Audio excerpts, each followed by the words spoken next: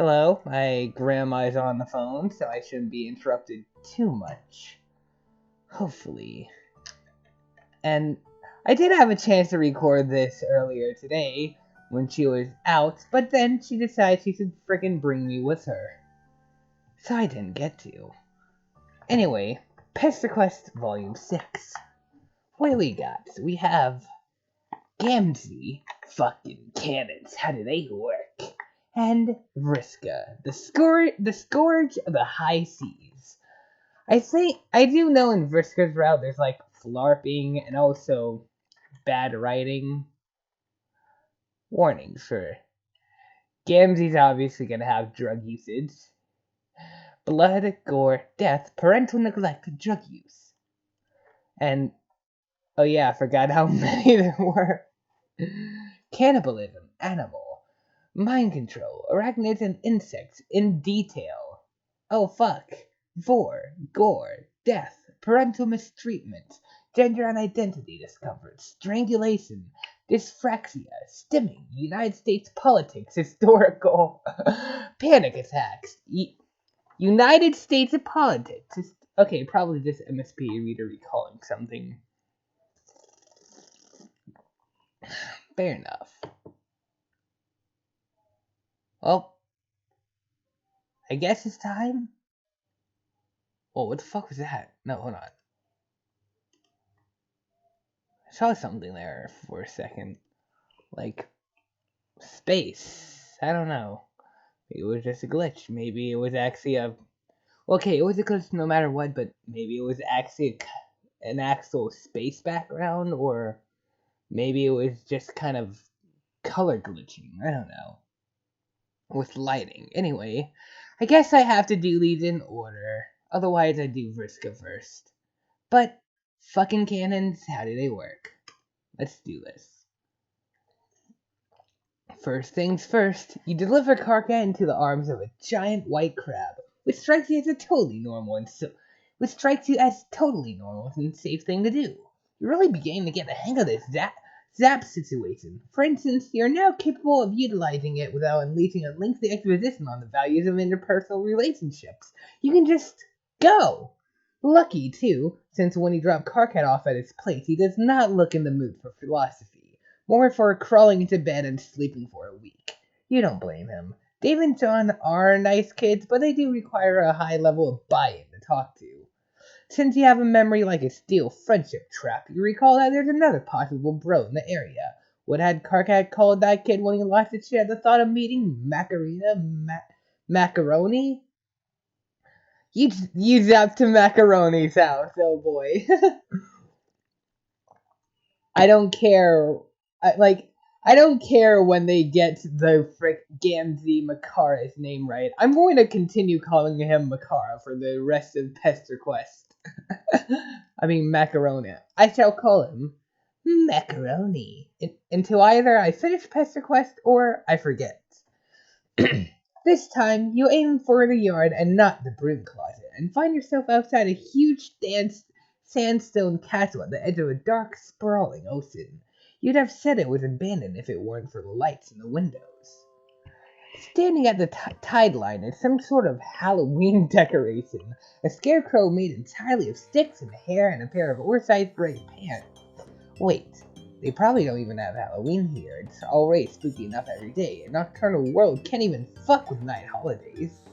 The scarecrow throws a rock into the surf, winding up its long, thin arm as the whole production. Although the motion is surprisingly fluid, you edge closer, not wanting to alarm him, but needing to move to plow along in a reasonable clip. You clear your throat. The boy scarecrow does the laziest double take you have ever seen. It's like he's on half speed. Motherfucker, are you lost? That's a little forward. Not that you aren't hip to all the choicest treads like the kids are on. You have absolutely no problem with some random teen just swearing at you out of the blue. It's absolutely fine. In fact, you love it. Macaroni, that's what his name was. You ever look at those and, really get your eye stalks going on it? Well, yeah, you're doing that right now, actually, since the ocean is right in front of you, and It's not very hard to see it. It's not very hard to see it, at least out of the corner of your eye. Like, just gonna predict this. He's going to go insane. He's either gonna go insane in one of the bad endings, or it's just gonna be like freaking 1 second. I don't know. Just gonna call it, even though that should be impossible. He should be able to go insane on the pies, and it would take a long time of not eating the pies to really sober down, you know? Like, Gamzee did not eat a single pie during Mr. Burb's session. Not a single one. And the most he really went insane was like at the Black King fight. Da da da! Until he snapped on the meteor, that was. Anyway, dang. Thought for sure you were someone's low-lost lucid on account of you being white all over. Not my old goat for sure. That old bastard's never once showed its ugly skull to share pie. The tide creeps up the beach and you take an automatic step back. The water looks normal and Makara is up to his shins in the surf, but you still don't trust like that. You can teleport, but that doesn't mean you want your toes burned off by the alien salt water or whatever the fuck. What about you, stranger? You ever get down on a hot, warm plate of gooey mess? Pie, motherfucker. I got one in the oven. Oh, how silly of you. You love pie. You love it so much more than any weird shit you thought he was talking about. He grins and, oh god, horror opens up a pit in your stomach as his skin cracks. Before you realize that it's makeup, he's got face paint on, you guess. Kind of like a clown thing going on. It tracks. The big pants, the crazy hair, etc. It's actually kind of fucking weird, but really not as weird as it should be. Like, everything since you began this rollicking friendship rub, this new information feels like remembering rather than learning. But right now, you really care about learning or remembering. But right now, all you really care about learning or remembering is that sweet pie the kid mentioned.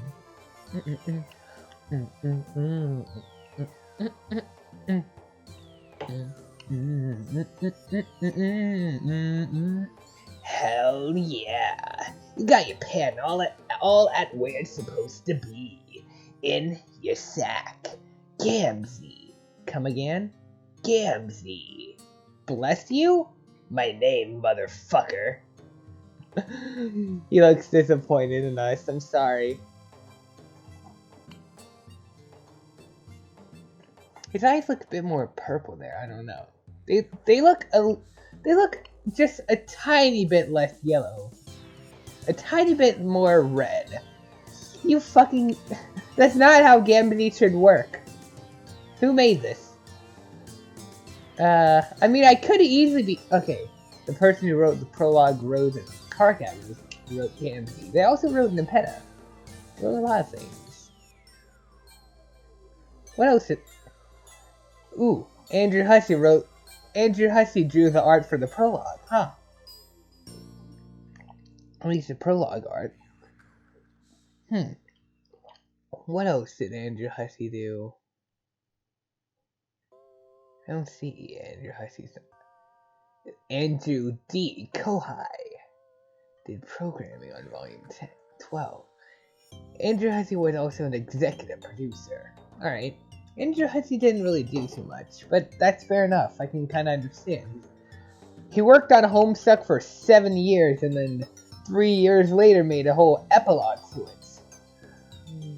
I can understand that he's getting sick of it. Although I guess we don't really know how much of the epilogue got... I don't know. Like how much he wrote. Oh well. For a second, the kid's vacant stare sharpens. His gray eyes are like looking down a long, empty corridor, but for just a briefest moment, you think you see something lurking at the end of it, something angry, and then it's gone. Should it really be that easy for him to sober just a slight bit? I don't think so. Oh, clowns. Clowns and death everywhere. What the fuck is the kitchen? That motherfucking kitchen. Oh, so that looks like freaking Troll Jevil. Just gonna say it.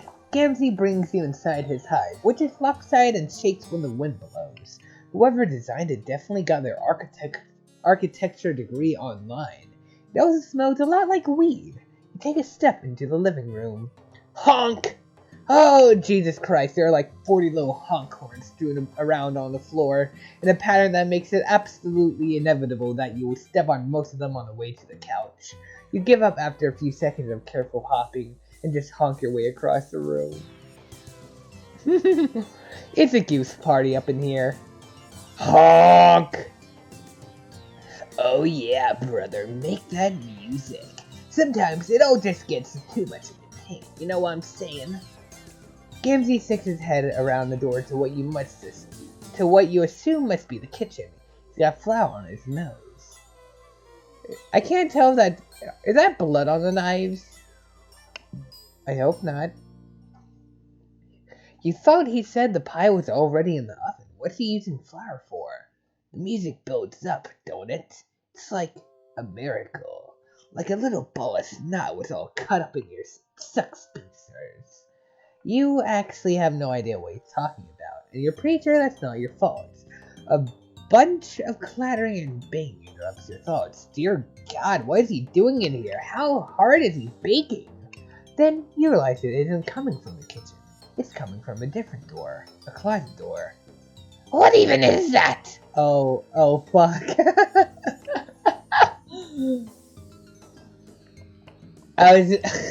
I was gonna say that before Evan's PA reader said it for me. Also, I just realized it's like one of those little bass fish that when you press a button it sings, but instead it's a horn. I wonder if you press a button on it, it honks a little song.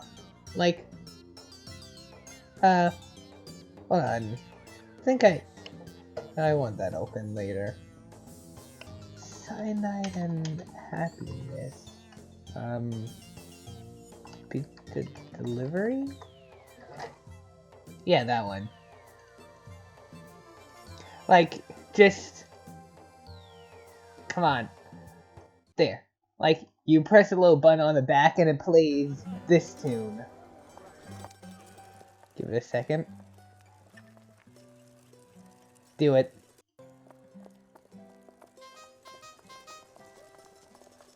Come on. It just plays this. Oh, the lower pitched, obviously. Because this is too high pitched for the freaking horn thing. Alright, anyway. Back to the game.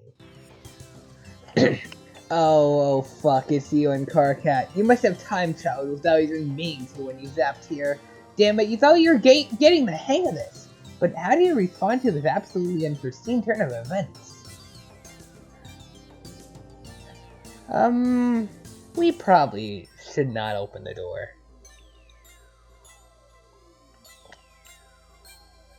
Definitely. Fuck it. Open the door. Let's fuck up time. You spring up to enter the door because that's what any good guest would do while their host is busy fighting the pie. You'll honk your way over, making more music on the way, miracles or whatever. You wonder what you're going to say when you see yourself. You'll probably be pretty surprised. Up close, the door is sort of warm, not temperature-wise, more in an existential way. A narrative weight hangs around this door, and when you touch it, tingling heat shoots up your fingers. What the fuck? Man, this door is great. You don't want anything more than to open this door. Shit, you love this door. Just doors in general are actually fucking amazing. You love to open them up and be in one place and then walk through them and be in another. You twist the handle. You're forcibly returned to the start screen. Oh god. Try again. How the fuck does that work? Oh, that little talk about doors. What is it? Oh, okay, that's Carcat. I was like, what is that? Alright, let's save over that so I don't get confused. And that's probably just gonna confuse me more. I could just go into settings and delete, but like the files. That whole door talk remind me of like an SCP actually. Door SCP. Jade. This one, I think. Wait. No, it's this one. This actually has like a story behind it. So, looking here, it looks... Here, it just kind of looks like they're like unnecessarily running tests on the doorknob. And then here, researcher chambers, I would fuck the shit out of that doorknob. Kind of a good pay, like kind of a out of nowhere, but kind of funny little thing, right? There's actually more to this. Web archive. Da da da da da da. Yeah, let's just go to the earliest one. And let's try 2018. If we go to it now,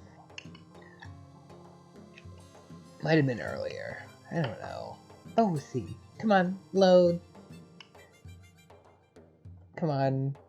Come on. Come on. You can do it. You can do it. Aha. Yeah. It was very sexual in nature. Of course, jokes, but yeah. Data expunged. Holy shit. What the fuck is wrong with you people? Yeah.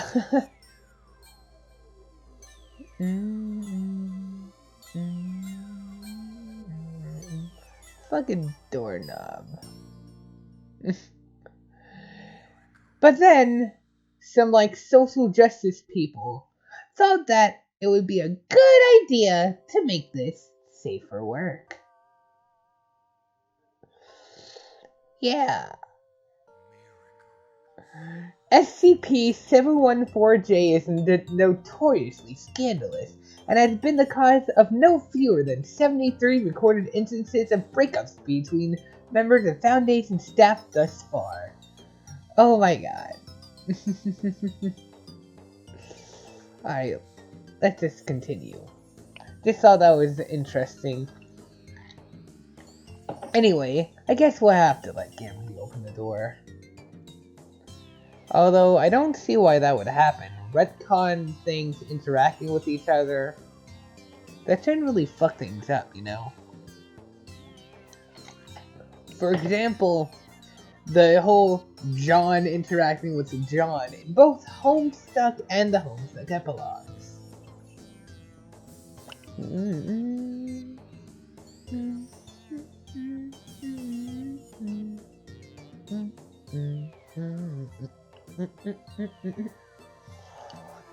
Figuring this is the best way to prevent a paradox, you wait until the racket gets loud enough to alert your host. What's all that? You shrug and open your eyes real wide to show just how innocent you are. This is a total mystery that absolutely needs solving. Oh hey, hold up my brother. Here's something in a scrub cubby. Some squeakies what's all got self-trapped.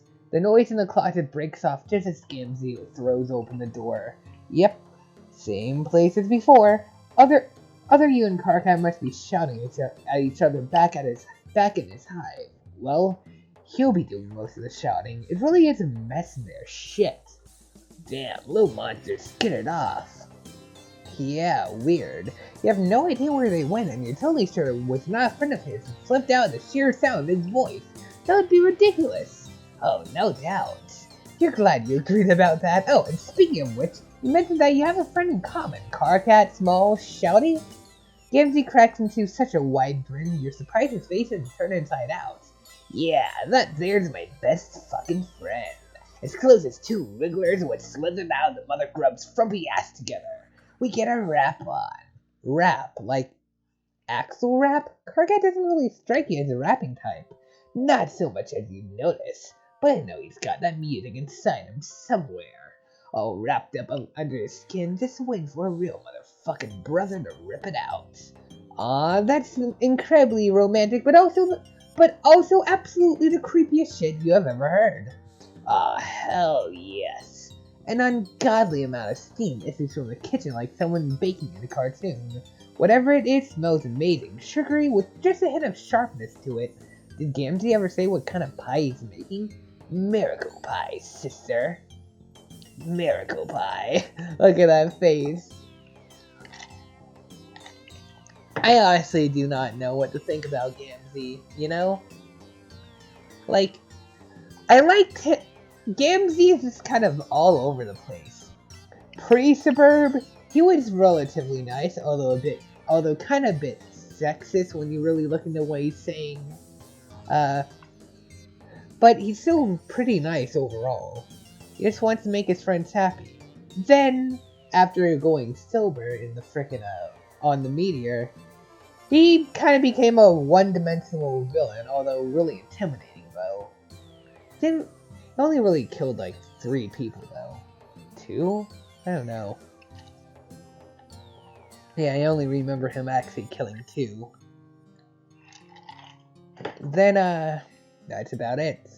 In the epilogues, he was kind of a mix between the 2, but no, he wasn't a mix. Like, he was a mix in the way where he's still like a sociopath or psychopath, one of those, I mean, but also the sexism is back. Yeah. That's the kind of mix I'm talking about in the homesick epilogues. Gamzee, even when he went murder mode, he was still kind of awesome. But in the epilogues, he's just complete shit, honestly. Anyway, miracle pie. Oh, nice. Miracle flavor. Sounds great. Not at all like it might burn the roof of your mouth off. Miracles. Gamzee emerges from the kitchen, the sweet smell getting stronger as he comes closer. He isn't carrying any plates or forks or whatever, so you guess you're just going to eat with your hands? You look down at your grubby little paws. When was the last time you washed these silly things? You are disgusting.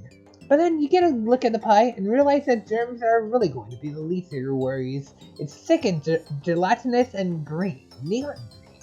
Poison control green. Like clip art of something toxic.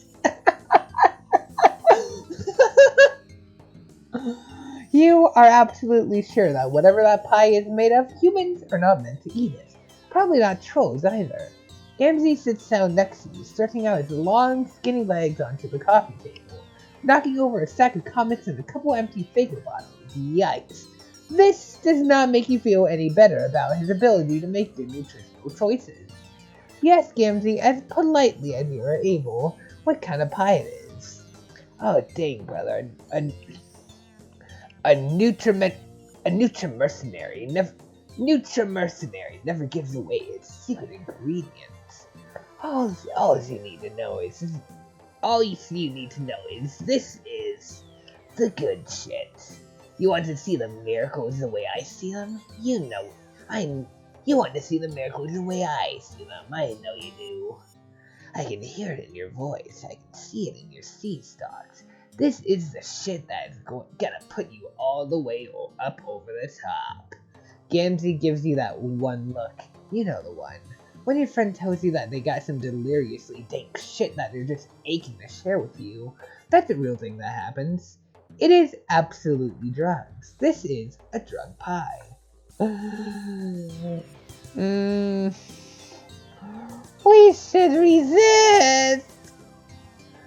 Drugs are bad, okay? Sorry, I've just never gotten a chance to use that voice until now. Don't do drugs. Drugs are bad, okay? I don't really watch South Park, so I don't know anything else about the character. Just drugs are bad. Also, saying curse words is bad. That's pretty much it. Gamzee, you are You are the complete opposite of school counselor person in South Park. Forgot his name. I don't know.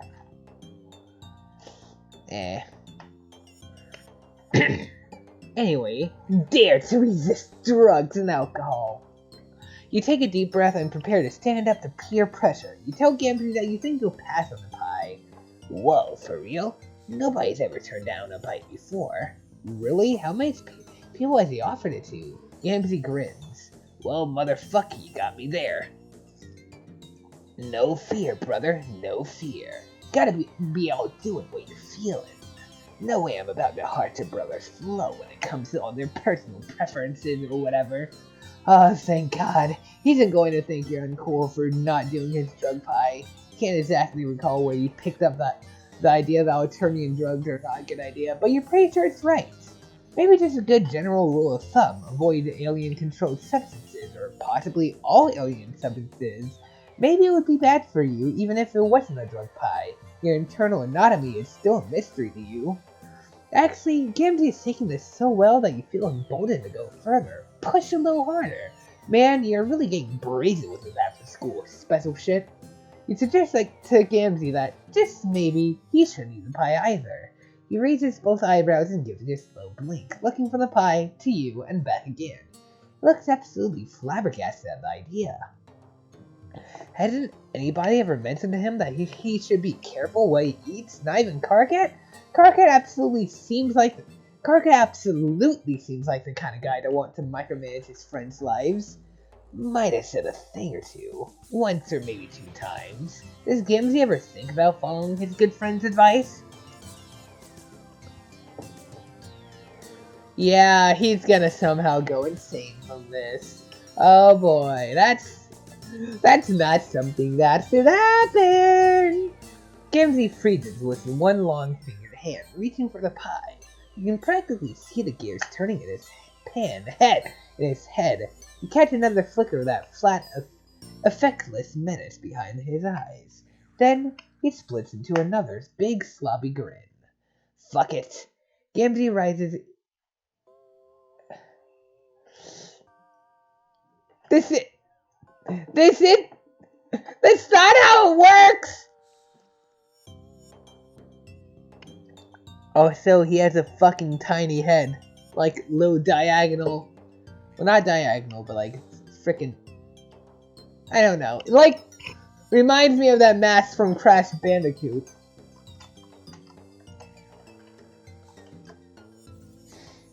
Yeah, this guy.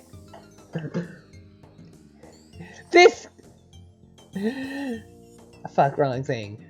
This. Probably that's there. This.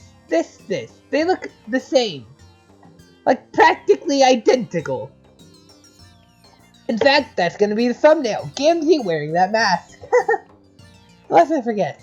Or get a better idea. We'll see. Gamsy rises eerily to his feet like he's on marionette strings, almost without bending his knees.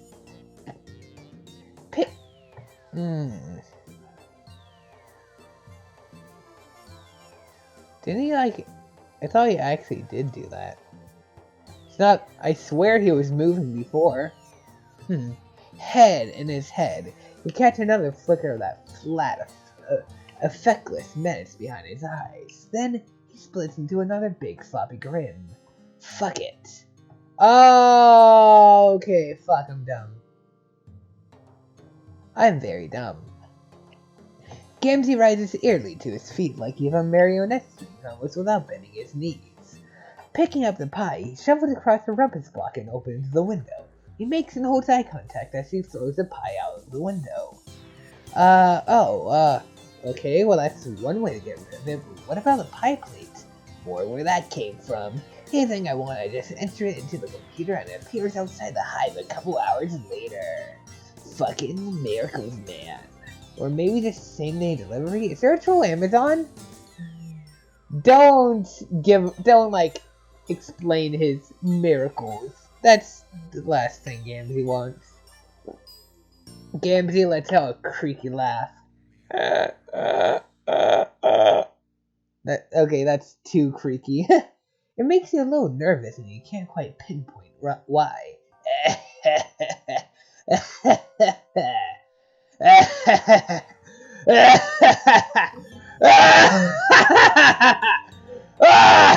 Okay, I'll stop. Slow down, brother. You're talking all the deep motherfucking heresies today. Turning down a perfectly good pie, what could have got us well and truly seen the glories of what the Messiah's put up on this planet. Don't take away my miracles, too. Well, you didn't make him throw the pie out the window, you just made a suggestion. Didn't have to listen to you. No, you got the right of it, so we'll do it your way. You never know, the old goat might come home for once. And he never likes it when I fly high on pie. Well, if he's sure, Gamsey looks at you from across the... Okay, I'm gonna take this opportunity to turn on the light, because it's getting dark, and I don't want to get bashed in the face with a club when it's dark. Or maybe I do.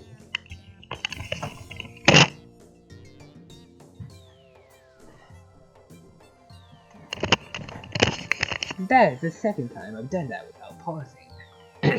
Well, if he's sure, Gamsey looks at you from across the room, silhouetted against the window like a black spot on the moon. And you think you may have made a mistake. You aren't exactly sure why, just something in the back of your head is shouting at you. Maybe you'll check, just to be sure. So when Gamsey lopes back into the kitchen, maybe to throw more shit passive-aggressively out the window, you zap forward just a little while, a couple of days. Oh boy, that makes sense. A couple of days could work. Like, Gamsey still made it like 612 days without going insane. But then again, maybe he did go insane and he was just keeping up the facade of not. The house is quiet, but everything looks mostly the same. When you listen, though, you hear a steady thump, thump, thump. If you didn't know better, you might say it was someone banging their head against drywall, for instance, their head. Oh, banging something, for instance, their head. The sound rattles through the stone of the hive and builds along the scaffolding of your body. With mounting dread, he's at for it a few days. The hive is a wreck. It wasn't exactly a showroom before, but now there are 3 times as many honkhorns, and Faygo bottles overflow off the table. The couch bleeds stuffing from 3 long gouges. The TV is shattered, and every mirror in the house is broken. Every shiny surface slashed past recognition. It's like someone didn't want to see themselves. Gamsey? Oh god, what happened? You zap the Karkat's hive. He knows Gamsey. He'll be able to tell you... Oh god. Red everywhere. It's on Karkat's bedroom walls, the floor, even arching up to the ceiling. Karkat's red blood. You never got a chance to talk to him about it. Your stomach curls in on itself and you fall forward onto your knees, retching onto the carpet. You haven't had any of the pie, so nothing comes up. Kanaya's room is in far greater disarray. She looks like she put up much more of a fight than Karkat had. There are great gouts of jade blood over the bolts of cloth and drafting table, but it's joined by deep splashes of royal purple. Kanaya's hush-top glows sickly into the dim room. A smiley face with a round clown nose is painted in blood on the screen. Beneath it, an instant message flashes. Fussy fangs, what the fuck? You can't ignore me forever, Mariam! I doubt you can even do it for one night! Honk. Honk, honk. The cursor flashes. Green and purple ooze on the keys, still wet. Oh god, he's gone after AG too. You have to do something! You appear in a tall stone room. You've never been here before, or maybe you have. Maybe you've already made good friends with this particular troll. It really depends on which option you chose at the beginning of the volume. Oh. Okay then. So order doesn't matter. I could have done Vriska first. But oh god. Guess we might as well look over this while we have the time. Doomsday device, 8 balls everywhere, flarp drawing. Very good flarp drawing. Very good. Cute. All the flarping stuff and just... Fuck. I don't know what to say. Well, at least I was right about predicting this. You appear in a tall stone room. Oh wait, no. God, why do you think that? Why isn't your brain working? What the fuck is wrong with you? You feel like you know all of this, but not. Like you watched it all happen to somebody else. From a distance, you hear a telltale honk. Ice sheets up your spine. Honk! That is the most cursed noise you've ever heard in your life. Jesus fuck, you're going to have nightmares filled with brass instrumentation, provided you don't die immediately. Honk! Hey there, motherfucker. You're late! Oh, hey, Gamsey. You sure look totally fucked up. Green and crimson paint his shirt, splash up his arms to the elbows. It's like fucking Christmas up in here. You know, I heard someone say that none of the main characters actually die in this. Only MSPA Reader dies in the bad endings. But this happened. Gamzee just killed all the trolls we've met so far. Might as well bring him to Earth and let everything else get fucked up, huh? 3 deep purple gouges intersect his face, still bleeding freely. How? Shit, dude, you should have kept doing your drugs if this was the alternative. Talk about an overreaction. Overreaction? Is no motherfucking reaction, though, a barren speck of worm meat. This is a true God's judgment! He came to me, motherfucker. He spoke his words in my ear. He's the only one who's ever bothered to say motherfucking truth to me! Who came to him? Who was speaking truth? Don't worry. You'll meet him soon. Honk! Honk! Honk! Honk! Oh god. Honk, honk, honk! Game over. Fuck. We just killed everyone. Everyone is fucking dead, and it is our fault. I'm sorry. Okay, well, time to keep that from happening. Guess we do have to eat the drugs. You know what? Fuck it. You're magic. You can do whatever you want. You scoop out a big green glowing glob of poison pie. It's so gooey and fuck. Is Vrisket's theme original, or is this the volume without an original theme? Okay, yeah, this is the volume without an original theme. You scoop out a big green glowing glob of poison pie. It's so gooey and thick it almost slides right out of your hand. You manage to get a little bit of it into your mouth. It punches you right in the taste buds, so sweet your teeth ache. And without any discernible texture, just goop that slowly fills your mouth and coats your throat. Wow, that sure is a tactile experience. It doesn't taste bad, just sort of like you swallowed a big sweet mouthful of nausea hits you in a wave and every nerve ratchets tight. Yep, this is definitely not meant for whatever kind of creature you are. Your body wants to reject it. You lean over the arm of the couch and prepare to give this volume an additional content. Oh god!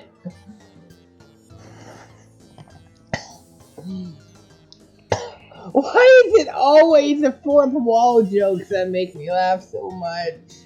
Why is it those I find the funniest? God damn it. But the feeling passes, and not only does it pass, it is accompanied by a riding sweep of euphoria.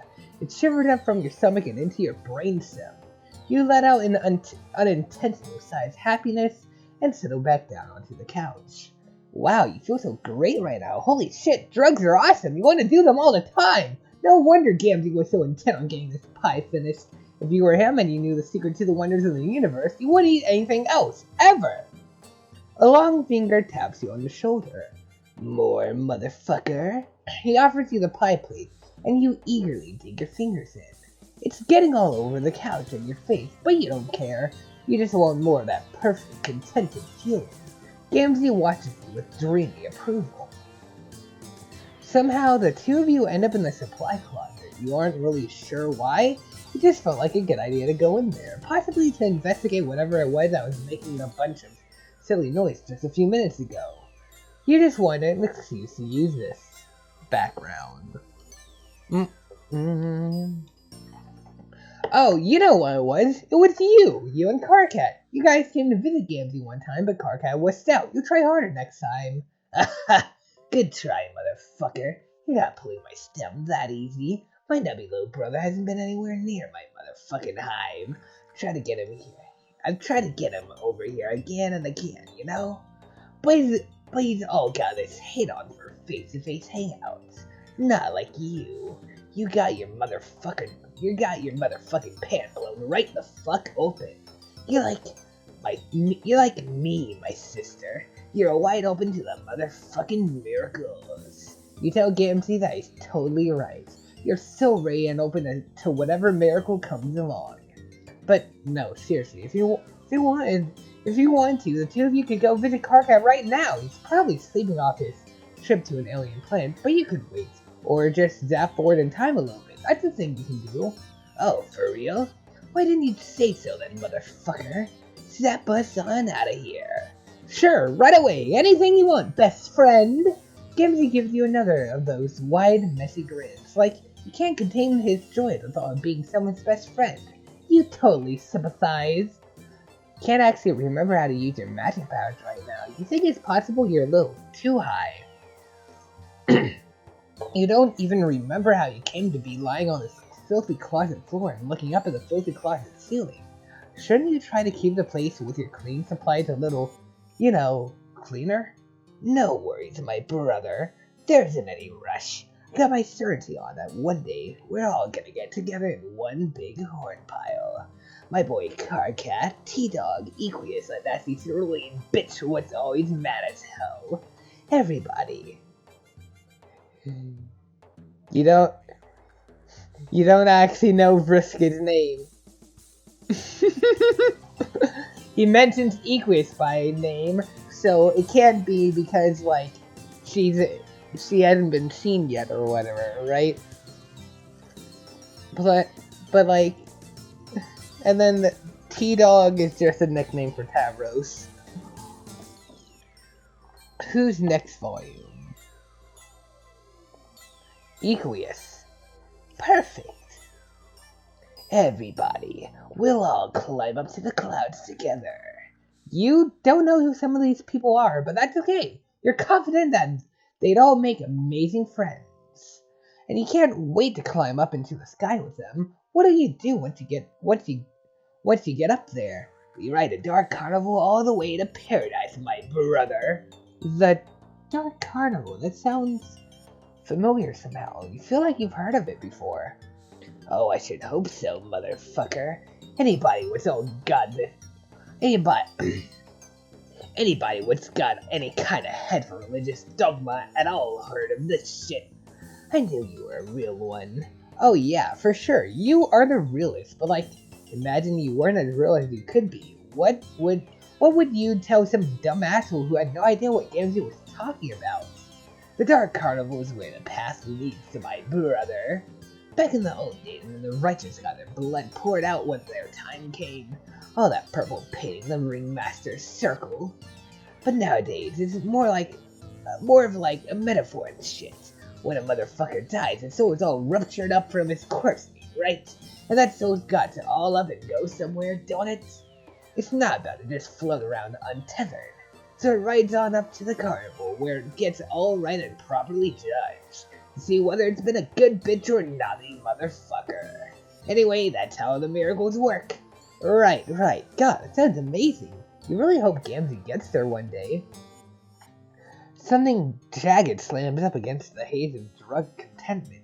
Feel it like a booming knock on the inside of your consciousness. You remember a face. Gamzee's face. No, not quite. It's a face without makeup, but it's younger. It's a face with makeup, but it's younger, kinder, more vulnerable. You remember this? This is a friend. You remember you had friends. You remember a clown. Oh fuck, we're remembering Karako. Why is there a frowny face there? Why? Gamzee, what happened? Who hurt you? I did. I hurt him. With a monumental effort, you forced yourself into a sitting position.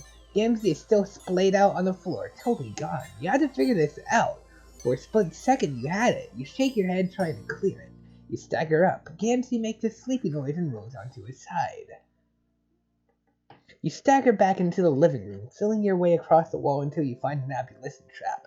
You locate the sink and splash some water on your face, trying to focus enough to concentrate, but not enough to lose this thread. Somehow, you know that if you become too aware of yourself, you're going to completely forget everything again. It's almost like someone wants you to forget. Forget all of your friends and your past adventures. Doc Scratch. You close your eyes and picture that friendly clown name. That friendly clown face. A name drifts across your mind, almost close enough to snatch. It's him. Zap! All of your other trips through the narrative have been instantaneous. 1 second you're in a place, and the next you're in another. This time the air feels warm and gelatinous, like trying to run while waist deep in water. The drunk pie could just be fucking with your powers, but you know in the core of you that isn't right. You are where you aren't supposed to be, and something here knows you're trespassing. Something here is awake, and it sees you. Oh fuck. Oh fuck? This is a thing in the prologue? No, wait.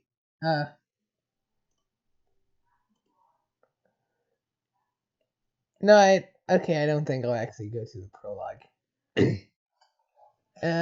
But that's interesting.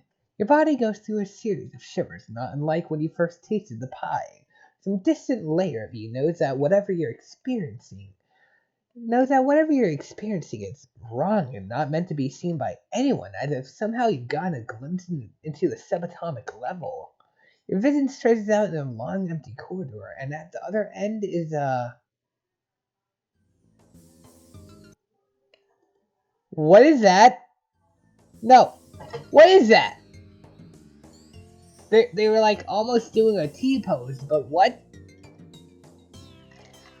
It just kind of seems like a mannequin. Mannequin. Meh. I don't know.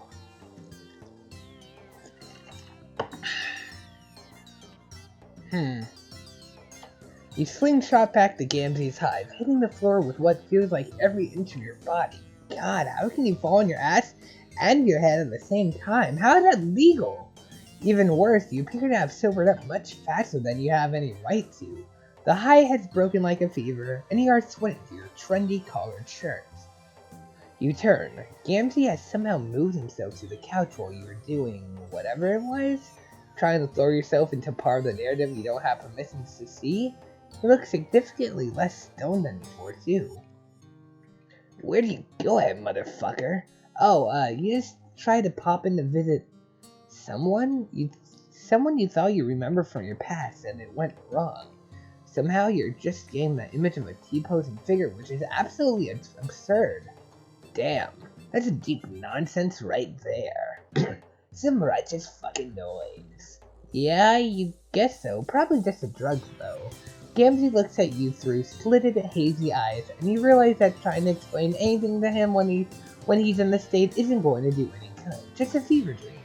And that's probably exactly what it was. Shit. Maybe this is what the kids refer to as a bad trip. Is this what Gamzee does? Just sits in his hive all the time and gets high? Well, that's a perfectly respectful way to deal with a hell place like Alternia, but God, it makes you sad. All these kids you've met so far make you so incredibly sad. There, now you went and bummed yourself out. You're exhausted. You really aren't above doing the least amount of work for the highest possible reward here. You shrug and tell him that probably what you experienced was a miracle. Gamzee's beatific smile makes it all better. Victory! Ta! Well, that was interesting and kind of spooky, actually.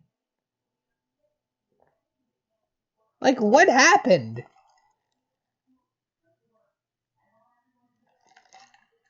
I can't wait for more stuff like this to happen later.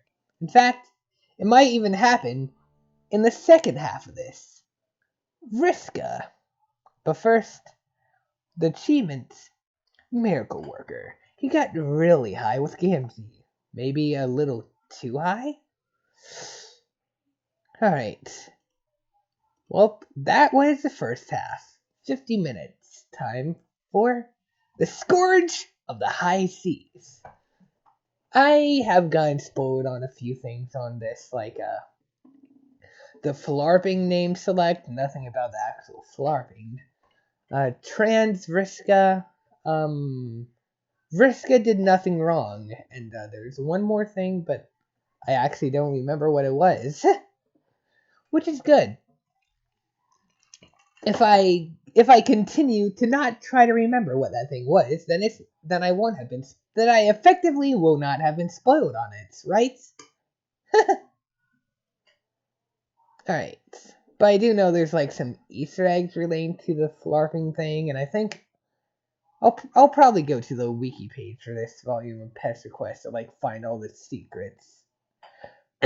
Your latest narrative, John, had you walking down an Alternian shore. The two moons light up this beach cove in shades of pink and lime green, the reflections playing at shimmering patterns in the gentle waves. It would be beautiful if not for the haggard, monstrous gulls picking the flesh from dead and pungently rotting fish, crabs, and even one of their own. You keep your distance as they eye you warily, gore on their chipped beaks. These are not potential friends. Okay, gulls like seagulls, okay. Fuck. Everywhere you jump, serendipity seems to guide your hand. But would it be right to call you fortunate? The night is cool, almost cold. Cold. You kick a pure white seashell down the beach. It skips graciously in the dark gray sand. You have brought friends together and just barely begun to master this tremendous and strange new power, but no, you'd think, you're not fortunate.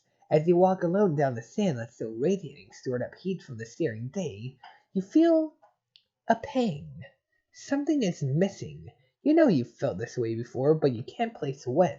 You have a gulf within you, the width and breadth of this ocean, an isolation so plain, so true, that seems impassable, invincible.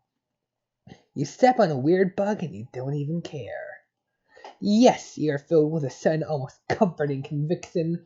Nothing you have done on your journey has really made a difference. If you can pick up and put down the lives of these alien weirdos and human weirdos and shake them like an etch-a-sketch when things go wrong, are you really accomplishing anything? I'll be right back.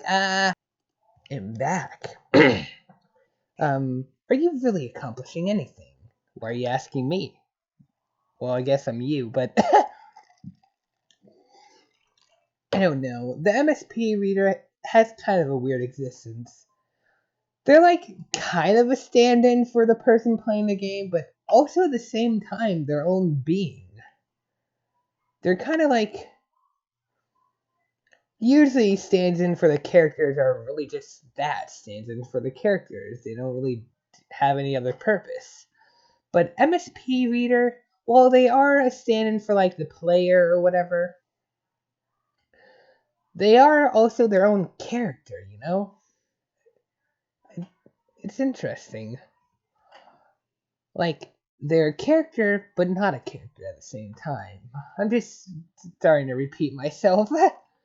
Or are you just building shitty castles in the sand with flimsy plastic implements? Castles that won't mean shit for nothing when the tide rises.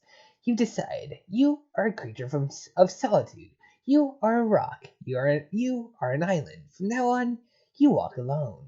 There may be an angled figure crouched with terrible posture on the dock ahead, sure. That figure may be sitting next to an intriguing-looking moored ship. Yes. I don't see the figure. Yet.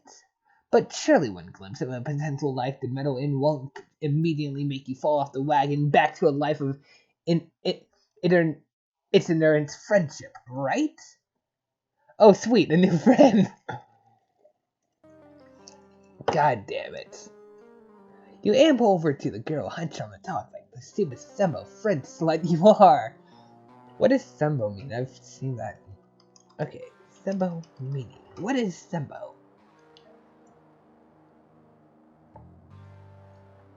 Oh. Oh. Okay, fair. You amble over to the girl, hunched on the dock like the stupid Sembo French that you are, doing an acrobatic fucking pirouette off the wagon. She hasn't seen you yet, so you watch her like a creep. She's leaning over a complicated pile of papers, erasing boxes and filling them in again. Every once in a while, she pauses to roll various dice. As soon as you take one step onto the wooden deck, she looks up and jumps with a feline quickness into a standing position, looking immediately ready for a fight. Whoa! What are you? Again, I have a terrible Vriska voice. You raise your hands in a pathetic sort of I'm innocent and weak motion, which for you is basically any motion. Oh, wait a second. You're that weirdo that was bothering Kanaya, aren't you? Yep, you're exactly that weirdo, and now you're here saying hello to a new stranger and maybe make a new friend. Isn't that great? Great, just what I needed, more meddling. I know I'm the coolest, but I'm kinda busy right now. Big campaign tonight. Dude, you're so good at campaigns, you tell her. You're all about hope and change. You helped Al Gore hang a Chad. Tippecanoe and Tyler, too. What? Al Gore hang a Chad. So you're basically saying we committed murder. Oh. And then who the fuck are Tippecanoe and Tyler? I actually don't know who those are. I don't fully know who Al Gore is either. What the fuck are you even saying? Don't call me dude or anything else for that matter. You mean you're down to help? Maybe be her campaign manager? Ha! I'm the I'm the captain here, buddy.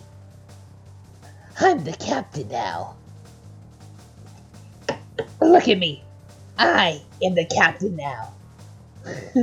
But as it happens, I'm currently all out of first mates. Wanna be a swabby? Oh, it's like a boat thing. Yes? So that's why there's a boat here.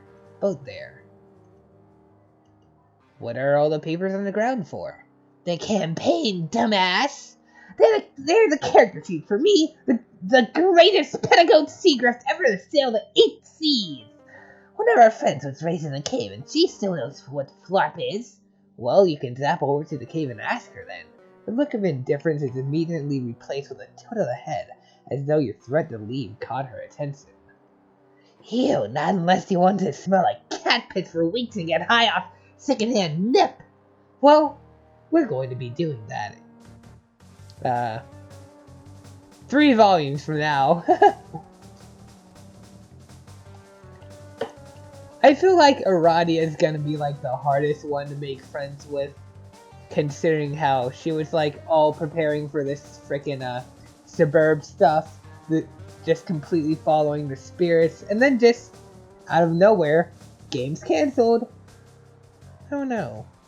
Suddenly, a meteor hits the area where you are. Okay, I don't know. I tried to make a joke. It didn't go well. Look, it's simple. Pick a name and roll up some stats. For example, I'm Marquis Spinneret Mind Thing. Oh, this is gonna happen this early? I'm the Scourge of the High Seas and undefeated champion of naval FLARP. My colors on the horizon turn even the high blood into sniveling cowards. You say that sounds really cool, but aren't troll names 6 letters long? You mean you've only met a couple before this, but for some reason you have a really strong sense of the rules here. I'm in character here. Try to keep up. You guess that explains the outfit. She seems really into this, maybe weirdly into this. It's all a bit intense. Isn't this just a game? FLARP is more than just a game, and I'm the best there is. How about this? you agree to make a character and sail with me, I'll tell you my real name. Obviously, I'm just gonna use one of the Easter egg names because I'm shit at making new characters. I have had only 3 fan trolls for like almost a year and a half at this point. I haven't bothered making any more because I'm not creative enough to make more. And like 2 out, well, again, I don't fucking know. I haven't even touched my fan trolls except one in a good while. You look at her elaborate costume over at her ship and decide, why the hell not? You've already made your friend bed, now you have to sleep in it. Not that you're going to sleep or anything, that would be patently ridiculous. Okay, let's walk you through it. You should be flattered that a master gamer like me is giving you the full tutorial. I had to read the books myself, with no help. Yeah, the writing doesn't seem as bad as it, was hyped up to be. This isn't that bad writing. Oh yeah, the stat badge. It's easy to forget those exist. Gaming for abstractions. The stat badge is the first and most important of the abstractions to be... Gets cough. I actually want to see this full Flark manual thing. I know it's really long, but I want to see it.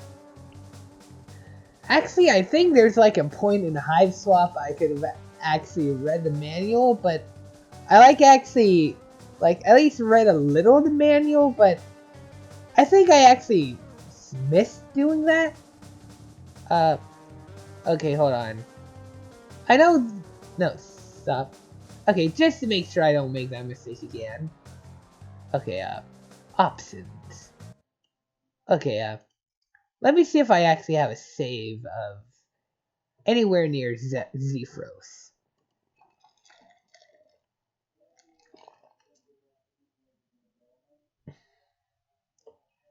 Just a quick check. Wait. Oh, fuck it. It closed Oh, no, it didn't. Okay, good. Okay, I'll just see if I have a save that where Zefros is available. If not, then I'll just close it. But I want to see if I can read the manual, because I think you can inspect items. Continue, Here. Load. Yeah. Okay. Oh yeah, open. Ah, there we go. Okay. Greetings, Agent. The documents in this file detail your objectives, page 3, and protocols, page 7. You must work, page 19, remotely, page 22, with your team, page 44, of Elite, page 59, Agents, page 399, to covertly, page 2050, infiltrate, page 99, Okay, you don't have time for all of this right now, or ever, really. Fair enough.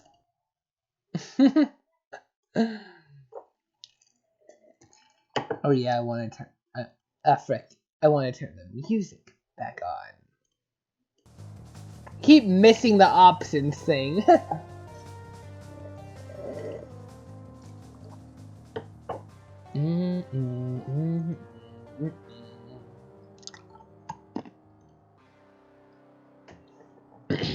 The first thing you do is roll values for each of the 10 dice rostra. Simple, right? She pops a huge bag of dice out of her silver decks and starts handing you groups at a time. You roll 2d4 for dice rostrum, throne of the Empress, and get 2 ones. You roll 6d6 for dice rostrum, conductor stand, and 6 fucking snake eyes stare up at you from the wood of the dock. Wow, you're really bad at this. 6 snake eyes is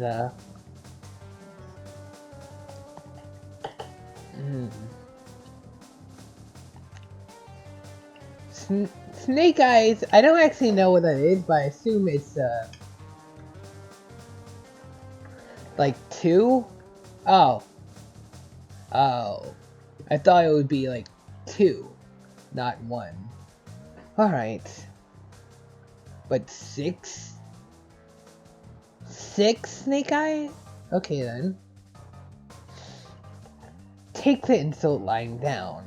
You gotta hand it to her. When she's right, she's right. And she's right, so she's right. I'll be back. Ah, Pesterquest. It is now the next day.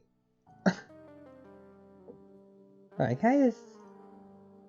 Yeah. What? This thing. Okay, yeah. That's still unsettling us. Okay, you know what? Actually, I actually kind of need a screenshot of this for someone to give me a second. Alright. Here we go. It's done. Screenshots acquired. We are back with Vasca. You gotta hand it to her. When she's right, and she's right, so she's right. You finished all 26 dice rolls required for this game, and you've gotten the lowest on each one. What rotten luck. I've never seen anyone roll this low before. I didn't even know you could get a 0. It's okay. We can save this by putting the stats in the right place. She flips to another page of the player's handbook that shows you the attributes of Flark. For some reason, you can read them despite just arriving on this planet for the first time. For the first time, right? So, you're Vim, Grit, Pulchritude, and Grace. Vim, Grit, and Pulchritude. This is a Problem Sleuth reference, although I don't think Grit was it. Yeah, no, Grit. Grit was imagination. Grace might have been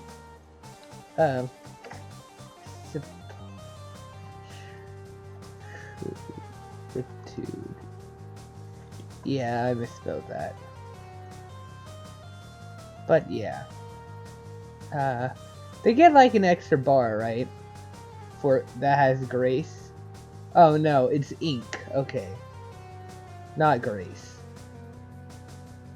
Fair enough. Oh well. So your Vim, Grand, Pulchritude, and Grace combined with real-life vitals to make your HP. Wait, real-life vitals? Your body is weak and shitty. Is this some kind of hardcore game? The most dangerous game? If you die in the game, do you die in real life? Yeah? You didn't know?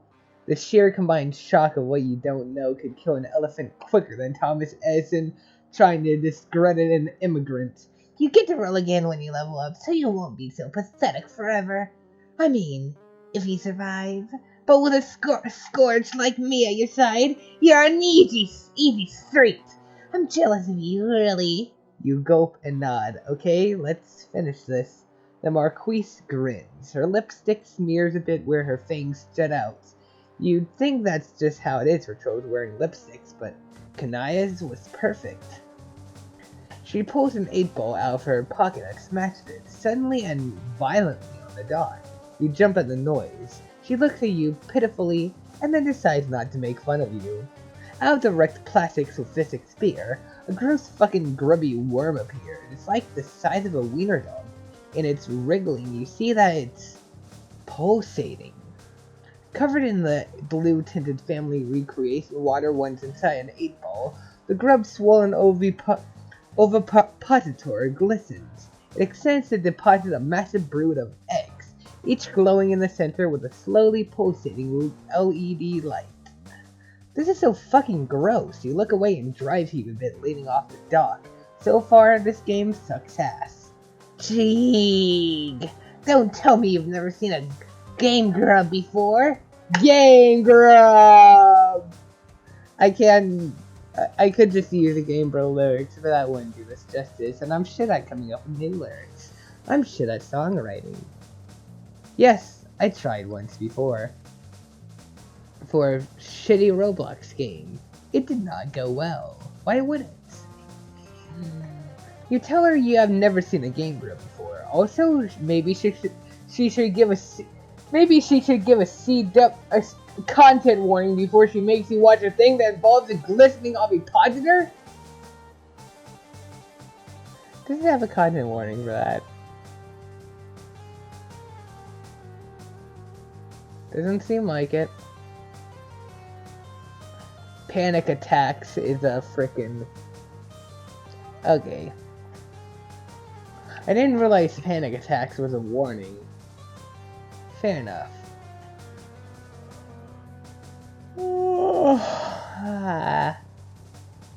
What? Ah, shit, yeah, that was pretty gross. Here. You bring up the pause menu, click on warnings, and give it a read before making an informed decision. Have he been here the whole time?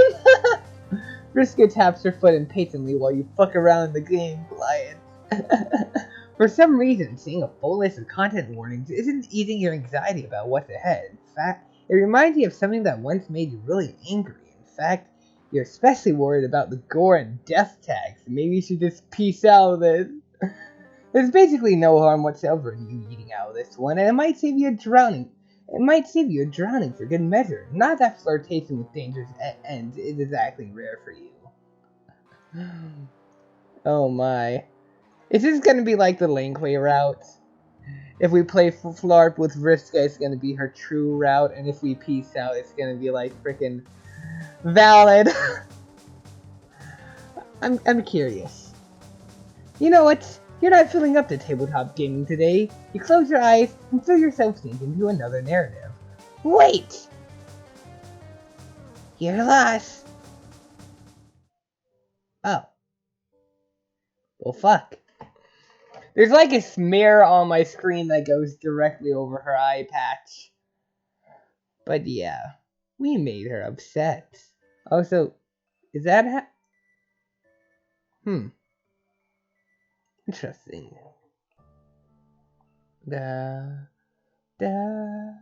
I just realized something. Do I have WordPad? Yeah, WordPad's better for text resizing and whatever. Like, I just realized, like, our data, whatever. You know you're thinking of them. Let's make this just 172. Okay. So they would do emojis like this. And they could use a semicolon for crying. I just fucking realized that. Oh, gee. Sorry, it just came to mind and I had to bring that up. Boop. Okay, play Flop with Vriska. You know what? You're an informed reader and a prepared gamer. You got this. You ask Vriska what's next. She points to one of the glowing, blinking eggs, which is hatching a pixelated-looking bat. It flaps its way into the air with a high-pitched squeak and starts glowing and projecting a holographic image of a torch? Alright, all you have to do is assign your dice roster on your attribution sconce. What? Pick your best and worst stats. Your top 2 stats determine your starting class. There's a lot of classes, but I'm already the best one. Alright, well, that seems simple enough. Drag attributes into the dice roster. You want to utilize for them. This decision is permanent, so make sure you're satisfied before pressing finalize and ensconcing them. Fuck?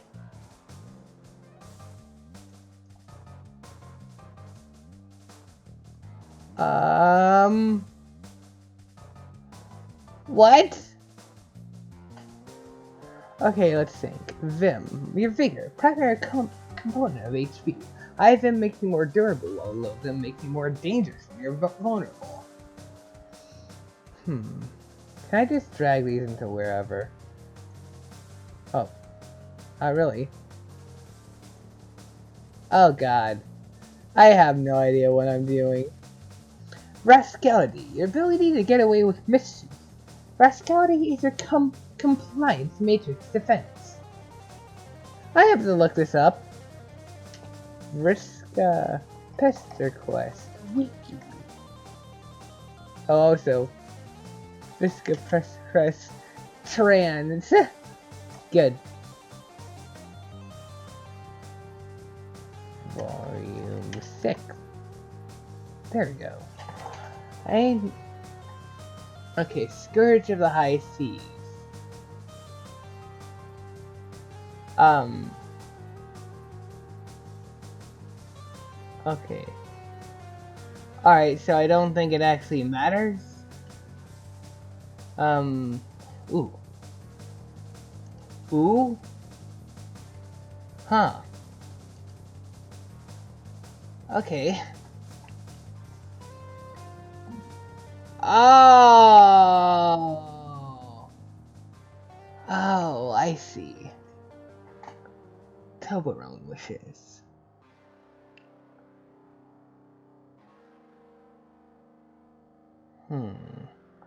I'm trying to find this and... Okay, here's the Easter eggs, but okay, well... Yeah. Grit? Like... Okay, Grit was in there. Health Aegis, okay. But...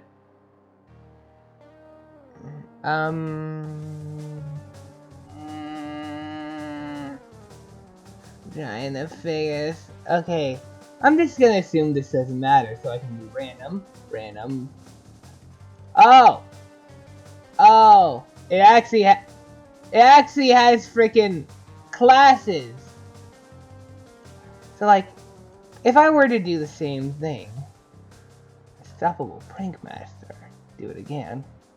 Huh. That's interesting. Okay.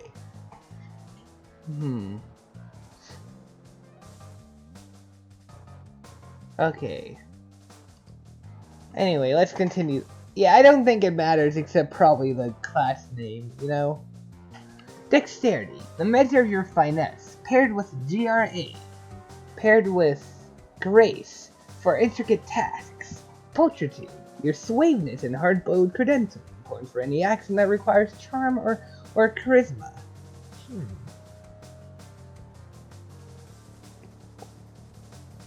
Grace, your ability to maintain your poise and smoothness, paired with Dex for intricate tasks.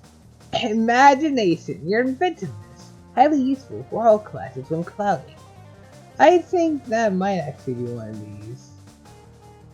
Boop. Leverage. Leverage is the foundation of the balance of power between clouders. Hubris, your sheer confidence. High hubris lets you overrule your clouder more successfully. Low hubris increases your compliance matrix offense. Man grit. Grit isn't just for men, but it is what helps you lift safes or keeps your cool when you're wounded. Appetite. Your hunger and enthusiasm. High appetite makes you more effective in confidence, while low appetite improves your passive healing. I'm never hungry. Well, okay, I'm hungry sometimes, but I don't like eating. But I guess I am kind of enthusiastic. I don't know. Leverage? No. Oh, I can just drag these and leave them wherever. Like here. You're not welcome here. Boop. Okay. I'll put imagination up here and Dex. No.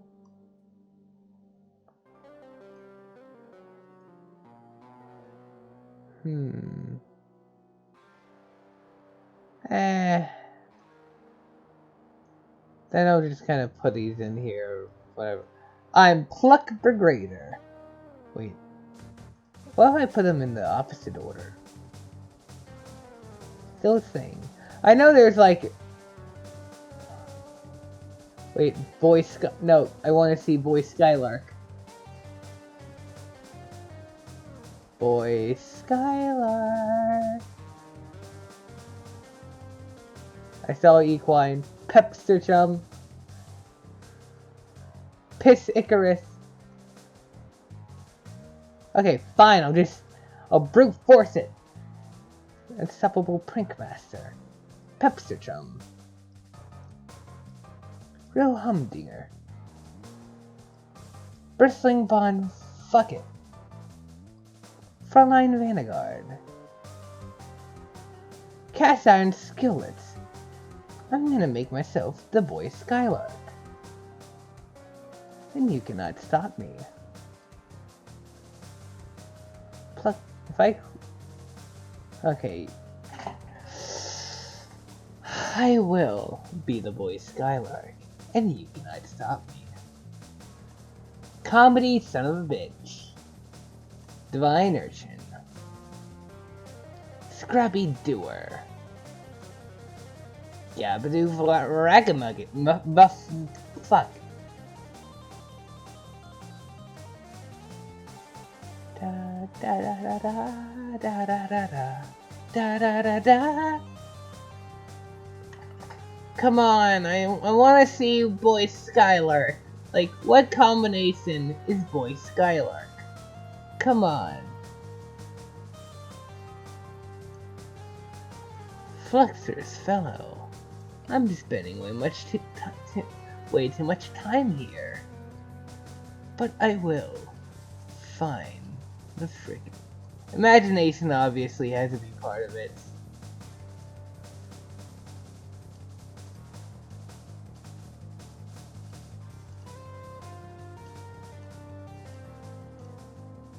Cause this is Tavros' class.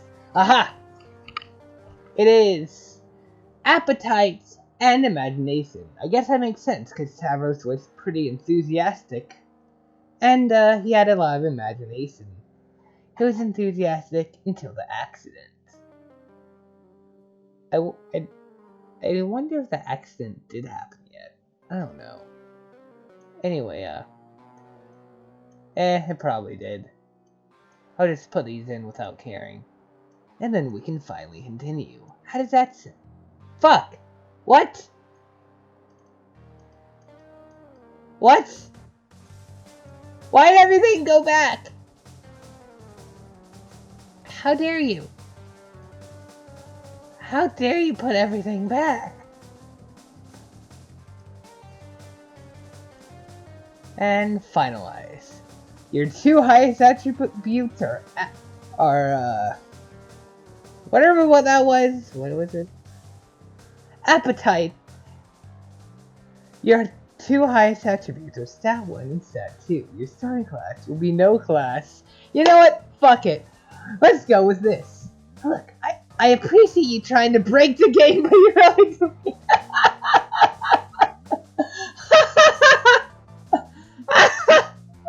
Oh fuck. They knew. They knew. They fucking knew. I appreciate you trying to break. Alright, your starting class will be Boy Skylark. Oh my god, you dopey big potato types are all the same. Good luck winning anything with that pathetic class. A max level petticoat secret. Level 1 Boy Skylark. You know what? What was the okay, this I had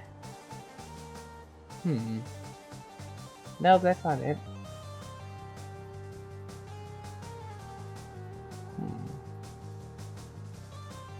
I did let's get I want to see what she says if we get Petticoat Seagrift. Petticoat Seagrift. Fuck! I keep going past it! Cause I'm dumb! Boy Skylark. Petticoat Seagrift. That equine one might be worth a look too.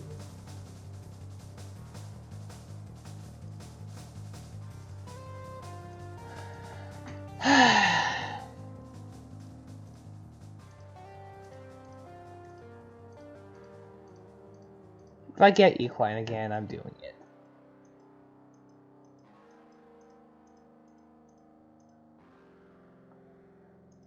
Actually, you know what? I'm kind of curious about Unstoppable Prank Master. Kind of dump the rest of these in here. I don't care. Blech. What is this, like a list of all the stuff for this? If you try and prank me, you're going in the prig. It's just random. Spruce Lee. Bring a little color to your enemy's cheeks by giving them a much-needed makeover, but like, with your fists. Oh my god. They all have something. Like this Flexor's fellow. Here early into the... Something about this one seems really familiar, like the memory of a dream, but maybe some mysteries just aren't meant to be solved. Is that an enchilada rung or something with problems loose? I don't know. Random. Yeah. When I actually get Pettigrew Seagrift and don't skip over it, we'll actually continue, and I'll stop trying to see everything. Da da da da da da da da da. Lord Bard. Alright, debuffs are one way to play, a little underhanded, but you gotta do what you gotta do. I can do it. I can be Vriska. There we go. Petticoat Hubris. Hubris. Confidence. Leverage. I didn't think it'd be leverage. Leverage. No doubles! Pick again! Is there like a list of this?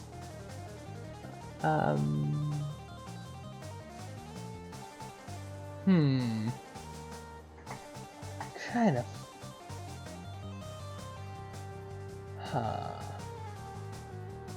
Oh fuck no, that's ending streams.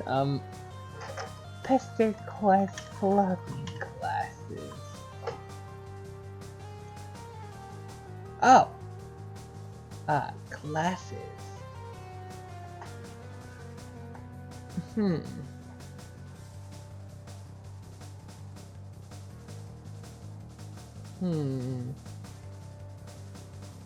Oh, well, yeah, they did do that, huh?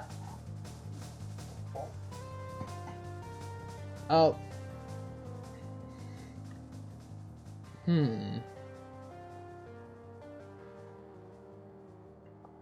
Oh god, there's a lot of these. There are so many of these. Maybe I'll come back here. Okay, maybe after the route. Maybe after I finish this route, I'll come back and do all of these. But for now, I shall be the boy Skylark, and no one can stop me. I am Tavros. No, I'm not. Honestly, I didn't like Tavros in Act 6. He was good in Act 5, though. And by extension, Act 4.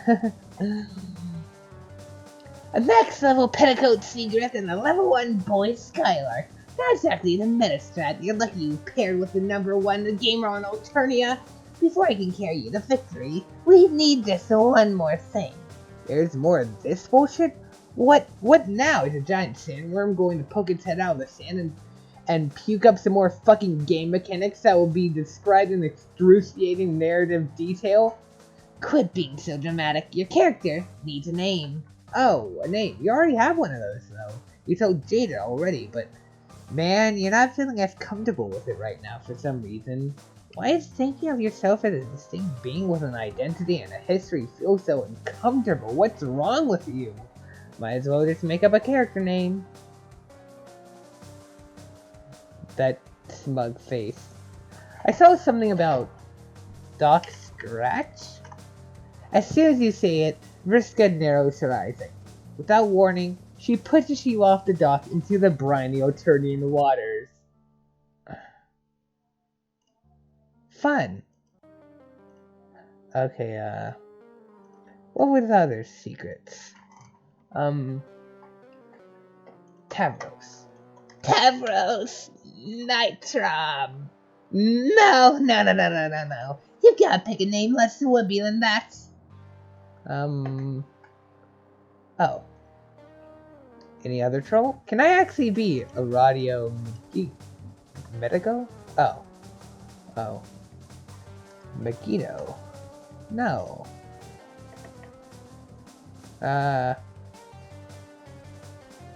Kanaya?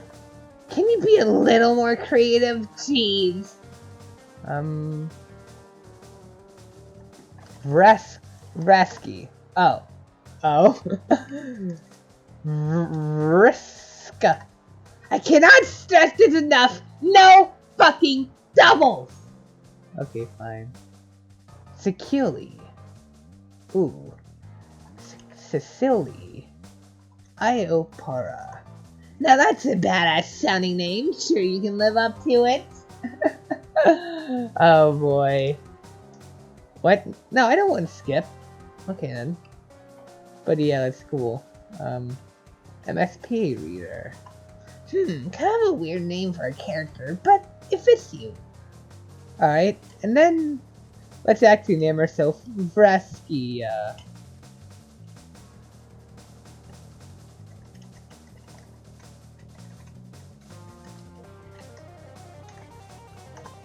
What's your secret? The Marquise welcomes you aboard her ship, Vraski's Secret. As soon as you confirm your name, the other eggs start squelching and cracking to more low-flying holographic biotext projectors of various shapes and sizes, moths and dragonflies and lightning bugs zipping off into the distance. Vriska catalogs all her various books and character sheets, pushes her eye-patch glasses up the bridge of her nose, and clambers up the gangplank of her ship, which you see has a name painted on the side in cerulean script as you follow her. I wasted way too much time doing that. Brigantine! Here. Oh, Brigantine. That's the name. Here, hold this. Vriska hands you a rope and you hold onto it, keeping the mainsail rolled up as she scurries to and fro, aft and bow, across the deck of the ship, making adjustments. You watch her try to tie a double bowline, but struggle with the dexterity of her mechanical fingers, swearing in frustration under her breath. You politely look away and try to make idle conversation. You ask for her end of the bargain. What? Her name! You made a character, she tells you her name. That's the deal. She secures another rigging and stumps back over to you. You haven't really made a character until you're in costume. Is your fit not already fresh, perhaps even the freshest? Here. She dumps an extra outfit out of her inventory, looking almost exactly like an earlier version of hers, smaller with more amateur stitching. You put on the big bridge coat and feel super badass. She looks at you, tilts her head to evaluate, and then grabs a jaunty hat, feather and all, from her Silodex and pops it on your head. Nice. Alright, my name's Vriska. Vriska Circuit. Don't you forget it. Alright, Vrasky's secret. We'll never forget it. Vrasky's coming for you. And there's nothing you can do. She will find you. Somehow. She will. Yeah, I don't have freaking around with the FLARP classes made me tired. Okay, I was already tired, but shush. I know that was probably a big waste of time, and nobody watching this actually wanted to see this, and probably a good amount of them actually skipped over this, unless it was them playing blind. Watching blind, I mean. I don't know. Anyway, Vriska Circuit, or the Marquis, satisfied with her preparations, snatches the rope from you and lets it go, unfurling the mainsail. She practically skips to the captain's wheel, ready to steer the Brigantine out of the harbor. Real name basis is one step closer to friendship, though for a moment you feel like you got told that. Though for a moment you feel like you got told that name already. Your brain is messed up enough without remembering stuff that maybe didn't happen in canon, if canon is even a real thing that means something anymore. Your unsettling metatextual introspection is interrupted by Vriska shouting, "Roll for initiative!" You hear the buzz of projector bugs boarding your ship, and soon floor-flickering holograms appear on the main deck, looking like lurching zombie trolls. You already hear dice rattling on the deck, and you look over at her to cheat and figure out what you need to roll. Alright, so I'm starting with an 18. Looks like you gotta subtract the modifier. 19, huh? Guess you go first, Vrasky Secret. This is it. It's LARPing time. You look down at a piece of paper with your abilities on it, ready to cast magic missile or Bugsby's grasping hand or some shit. Pick the top attack from the list. It's your special class ability. You channel the spirit of the boy Skylark, point straight at one of the holographic zombies, and yell that you're casting Twinkle Toad Murder Whimsy. Oh my fucking god. Each of the classes has their own special ability, don't they? Oh my fucking god, okay? Change the plan. I don't think I will try and see every single class, you know? It'd be fun, but no. Maybe it wouldn't be fun. Like, seeing all the dialogue? Yeah, but seeing the special abilities? Eh. You grab a d20 and blow it on your hand. Your lady luck, no snake eyes. Other gambling terms, whatever. You let the icosahedron of tabletop destiny drop through the air, awaiting the result with bated breath.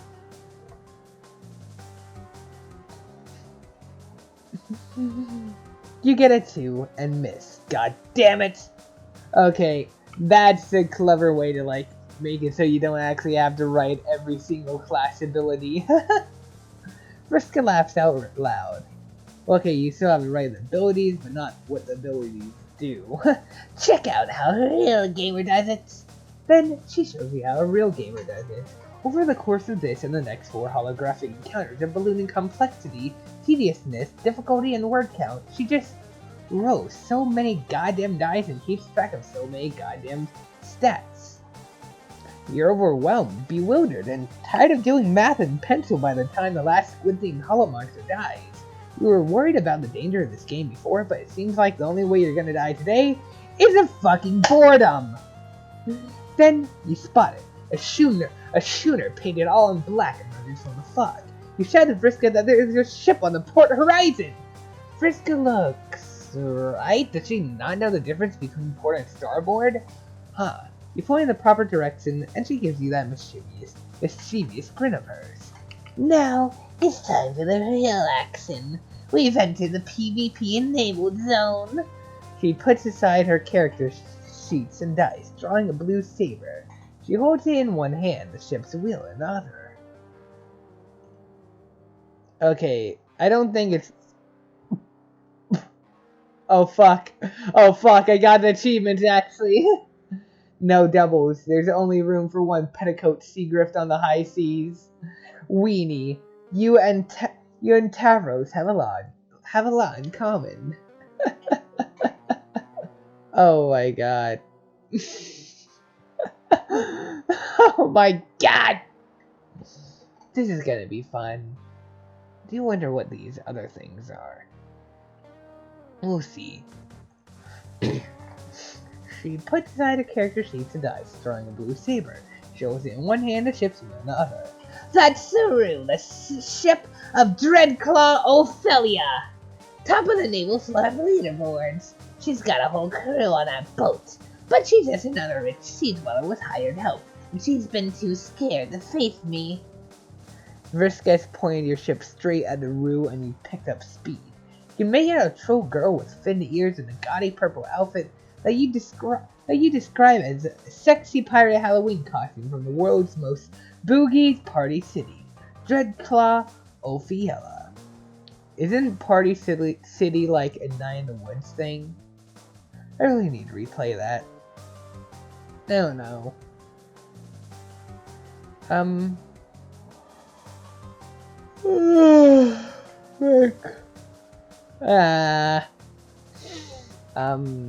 It's absolutely garish compared to Vriska's more normcore approach to RP activewear, but dressed much more humbly than the captain are a bunch of lowbloods standing behind her, clutching shitty rusty swords and shaking. So let's bring the fight to her. She's gonna die. You're not slowing down. You're pointing straight at the enemy hull.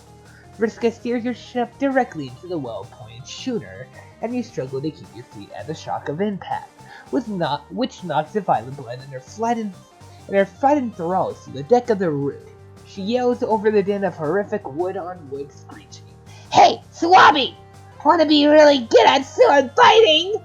You look at her with stars in your eyes. Yes, you do want to be really good at sword fighting. You nod eagerly, and she underhand tosses you her blue-hilted saber, which you catch eagerly. Friska grins back, puts her hand to her temple, and squints with her one good eye. The 7 red dots of her prosthetic seem to smear and blur as your vision loses focus. You've managed well to this point as first mate of the Brigantine, but your sea legs seem to give out on you all at once. You drop the sword you were just given, and it glides to the deck. You try to tell her something's wrong, but your mouth lolls open and you drool a bit. A dull pain gains a sharp and sudden clarity.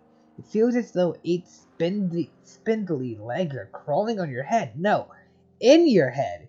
Each footfall feels more like a knife cutting through butter. At some point, all sensation slips into nothing, and you follow the sword to the ground, asleep. What the fuck? Wake up, moron! You don't hear that, and you don't wake up. The sudden swell of the ocean gives way to the rustling of alien trees. No longer do you hear the screams of ghosts following your ship, waiting for corpses and gore to tumble overboard. It's all peaceful. Consciousness returns to you, and its first present is the discovery that your face down in slightly wet dirt. Some got in your mouth. You spit it out and sit up, brushing muck off of your flarp costume. Wait, that's not a flarp costume. That's a hoodie with a jagged cerulean symbol and a different symbol on it, loose fitting, as though it belonged to a friend. Half memories swim in your mind as you take in the scene, just as familiar as the clothing. A stump sitting in the clearing between the trunks of a purple treed Alternian forest. A harpoon sticks out of it.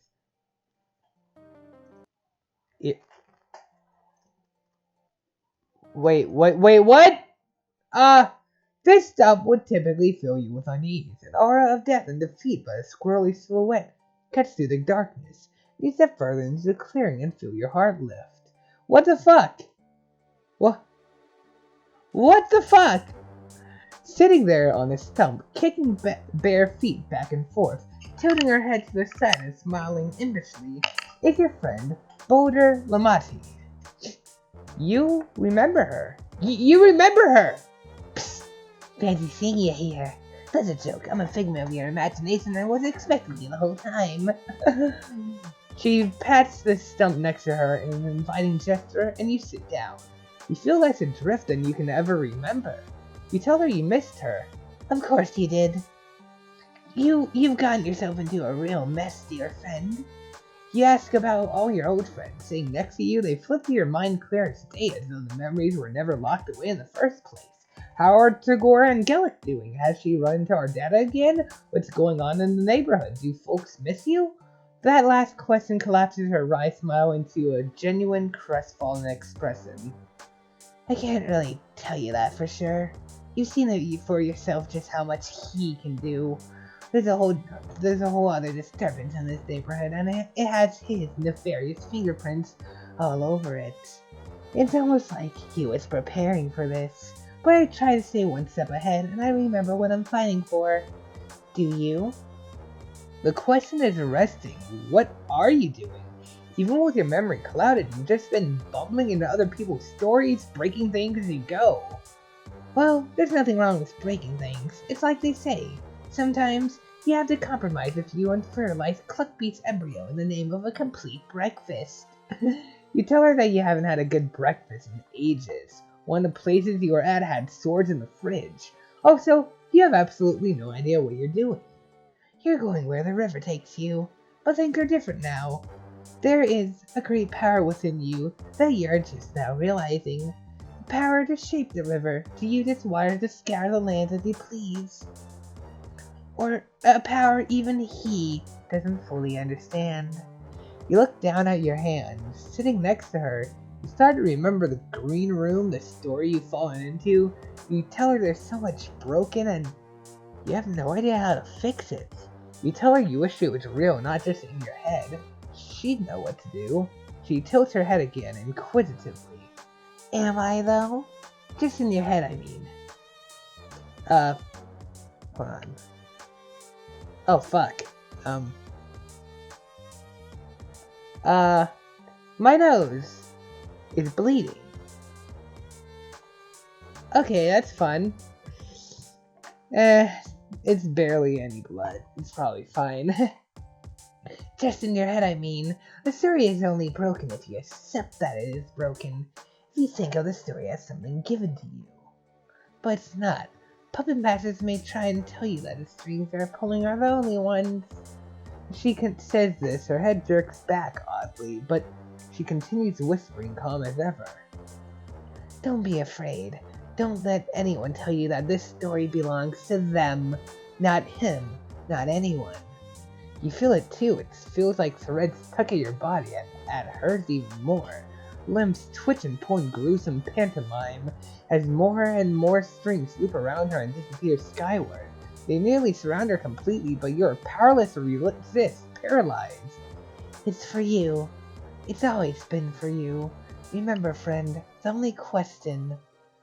She only manages to spit out 4 more words as she is swallowed up and tangled in a spider's web of marionette string, choked and broken. What will you do? Holy fuck? What is happening? Okay, this is going all over the place and I like it. This is actually pretty cool. The whole scene seems to melt away in searing green, and you're falling, dancing between the skilled hands controlling you. He is here. He was already. The ticking of 1,000 clocks, exactly in time, echoes around you. Did you miss me? I seem to be on your mind. I'm flattered. It's no wonder you're thinking about me just after meeting one of my greatest disappointments. You really do spend too much time around willful little girls. It may start to give you ideas. Ideas of choice, of challenge.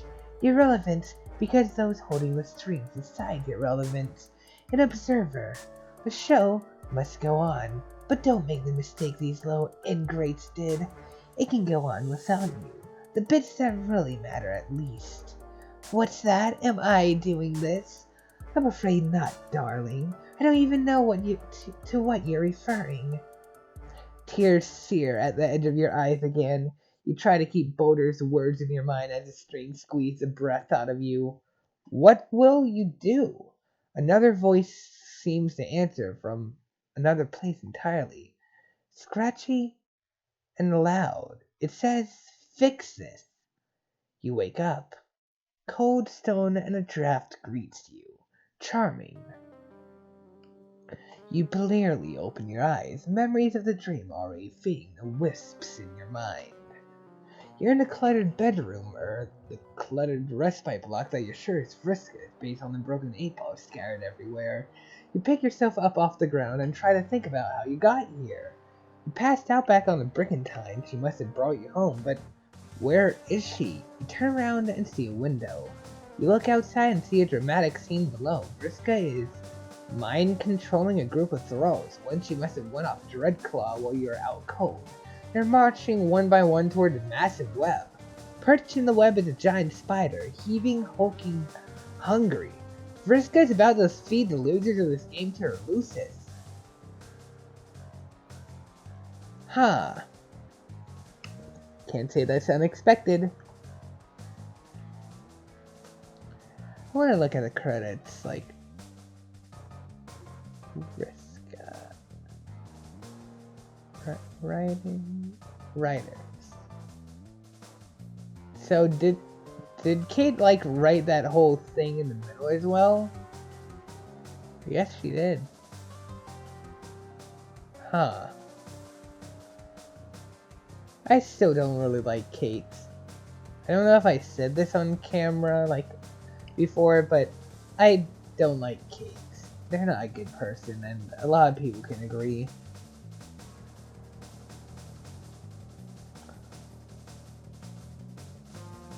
Hmm.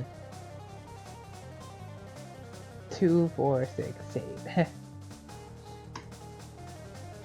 Well, I guess we'll intervene. Holy shit, this is supposed to be a game. These innocent kids are getting fed to a fucking spider, and it's all because you were definitely essential contributions of Vriska's victory. This is so messed up. Games don't cause violence, you think, if you rush down the stairwell. They can't. Vriska is going to discredit an entire generation of gamers and add fuel to the fire of anti-gaming activism with this kind of behavior. Oh, we'll also kill some kids. That's like normal turning stakes, though. You gotta defend the integrity of Fortnite. That's much more important, obviously. Oh god. Oh my god. No. Oh god. Okay, this isn't actually as bad as I thought it would be. It's actually pretty enjoyable. You rush out into the late night air, too late to save a tranquilized, mind-controlled Olive from being torn asunder.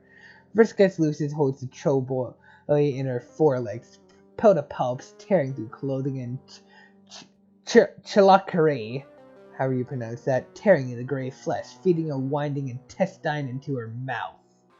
You feel like you're gonna yarts. You have no idea what you're doing. You have no idea what yarts means, standing out here alone against a giant monster and this gaggle of mind-controlled thralls, but you go down some air and yell, "Stop!" Vriska turns to you, and she doesn't look like she's doing a lot better, frankly. She got a similarly sick expression on her face, but something in her eyes is dead, resigned. Her expression crumples into a scowl. "What the fuck are you doing?" She squints her one eye in pain like there's a voice screaming inside her head. "I know, okay. I knew! I'm dealing with it!" "What?" She steps up towards you and you see cerulean dice appear one at a time between her fingers. The dice are sparking with cold blue flame. You suddenly feel as though you're going to have a very, very bad time. "First you fell asleep on me like a weenie and I had to fight the last encounter all on my own. Then I carry you back to safety even though we just met. You owe me. Turn around and go back. Now!" Hi, Equius. I guess that would explain Equius next volume. Also, Terezi. Both can be related to Vriska. Equius because he's right there. And, Terezi because Vriska. Alright. Also, Gamzee mentioned Equius in his routes. Alright, you look up past her at the giant spider. The awful noise of squelching has stopped. 8 eyes are trained on you, blinking out of order. A splattered palette of multicolored blood is smeared all over her slavering mouth. There are 7 trolls still standing there beside her, mindless mouths lolling. Next, you don't turn around. You don't go back. You stand your ground, unarmed and without a plan. Surely, your new friend will see how wrong this is. Vriska looks hurt for a moment, betrayed, but the same glare settles back on her face. "You think you're a big hero stopping this dangerous bitch, right? Happy as a be a Val Mullis about your little protagonist moments. You're being stupid. You don't understand what's happening here. What I have to do. You can't fix this. Nobody can. So now you're just another little weenie who thinks you're a hero and I'm a villain. So sure, Oblate Bowl, I'll be exactly what you want." She tosses the dice on the ground. Oh.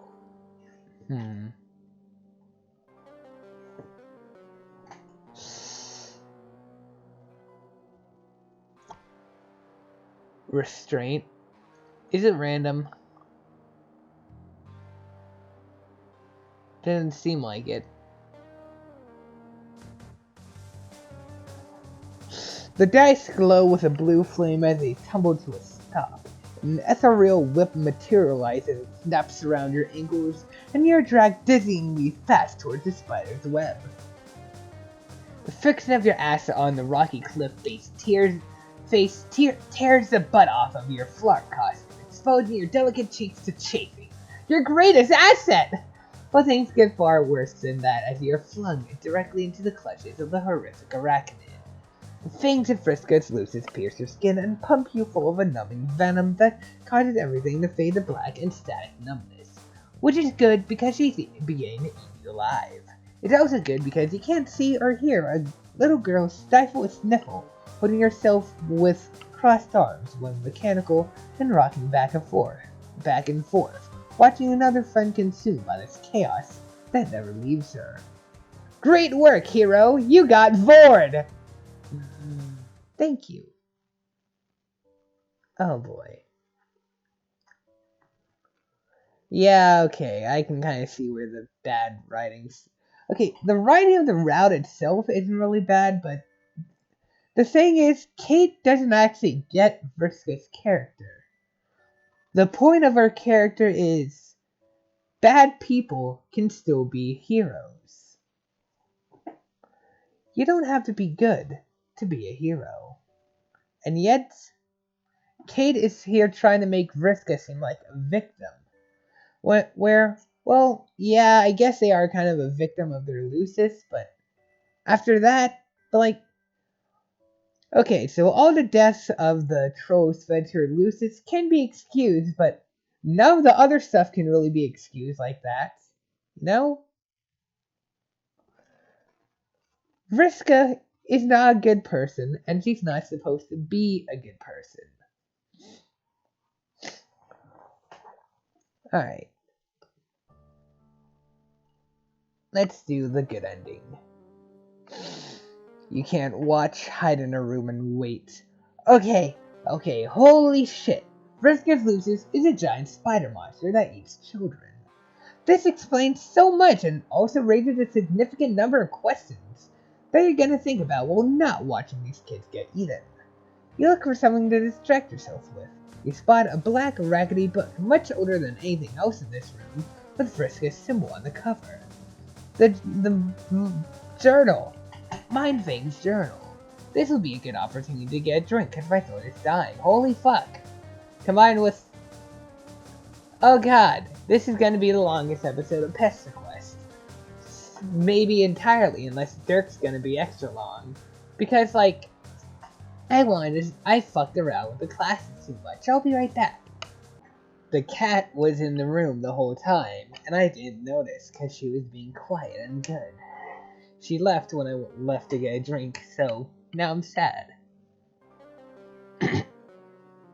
You reach for it and open it up, flipping through a random page and seeing what looks like a journal scrawled in cerulean, but not Vriska's handwriting from your character sheets.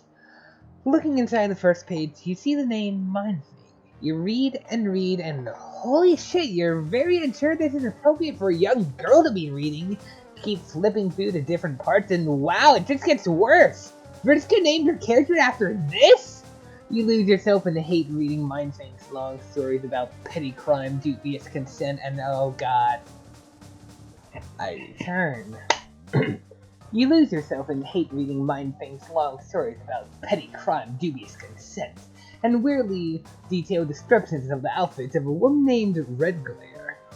You're surprised then when Vriska walks up the stairs, hands in her pockets, looking at the ground. She doesn't even look at you before sitting down on the floor across from you, cross-legged and staring 1,000 yards into the distance. She rocks back and forth, hands still in her pockets. You go to give her a reassuring pat on the back. As soon as you touch her metal shoulder, cold even through her shirt, she turns to you with a jumping glare and hisses like a cat before facing away again. You get the message. She takes an 8-ball out of her inventory again, and then savagely, brutally beats it on the stone floor of her room until it's nothing but shards in a puddle. Then the two of you sit. She occasionally picks through the debris of the 8-ball and rocks, clenching and unclenching her fists. But as the minutes pass, her breathing slows bit by bit. You don't say a word or bring up what happened. She's the one who talks first. Earlier, you seemed like confused about why I care so much about playing a character. She thumbs the dog-eared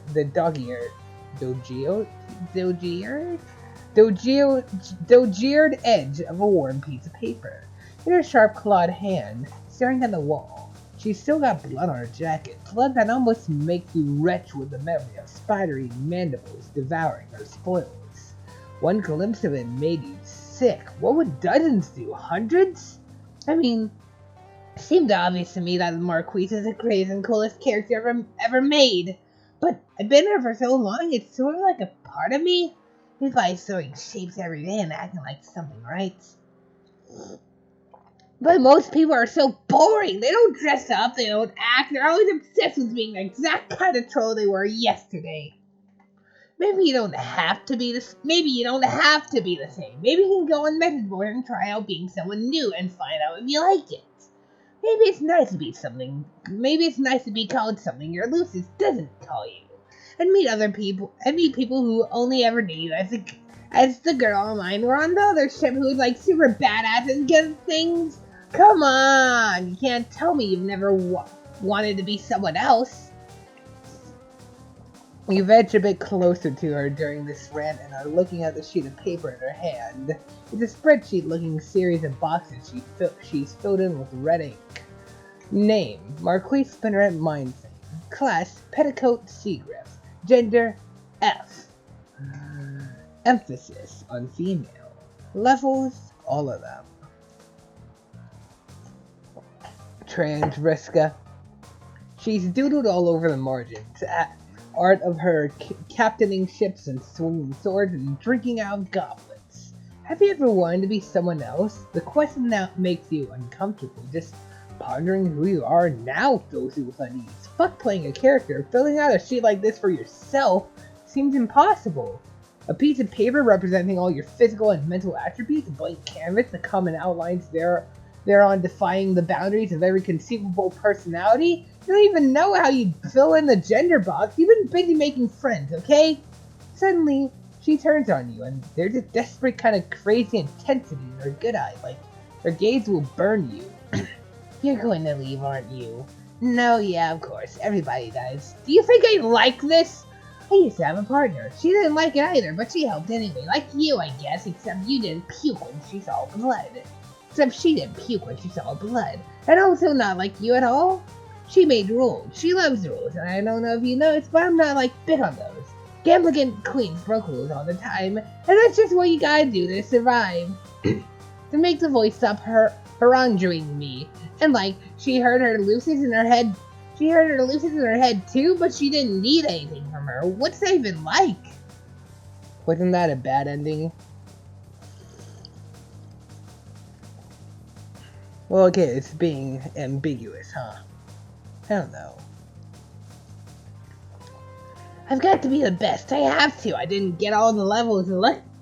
I have to. I didn't get all the levels just to look at them on the sheet. You saw me out there. It's dangerous. She tried to kill me and left me alone. And then I got even because that's what you have to do. The backstabbers. But I still don't feel even. It doesn't bother her. Nobody ever cares. They just leave and move on, and I'm so stuck here on this stupid world. How are people mad at me for putting losers out of their fucking misery? This planet fucking sucks.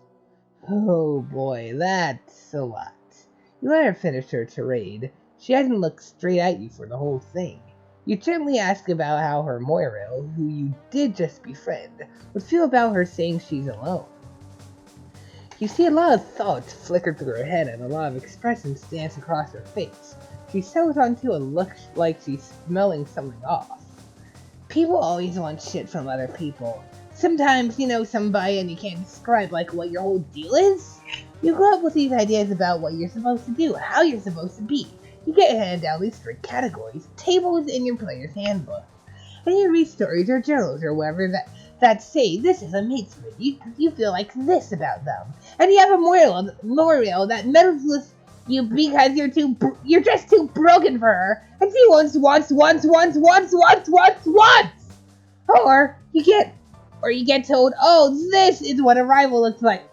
And then you look at your black man, and it's just an absolutely repulsive, slimy eel who always wants you to kiss him, and ew? Man, I could really upgrade that department. But then there's someone that comes along and knows that stuff makes sense to you. You just like being with her, or it's not like even like you just feel that shit makes more sense with her. I would say it's like, yeah, there's voice in your head saying you're not good enough all the time, but she makes it quiet. But I actually do have a voice in my head saying I'm not good enough. God, I'm not explaining this right. What I'm trying to say is, yeah, that's a doomsday device. Everyone leaves, nobody cares, and we're all waiting on a call up to war. And look, I'm ready. I'm the best at war. It's just a big flop. But I'd rather have a plan B. Plan B or plan A? Plan B.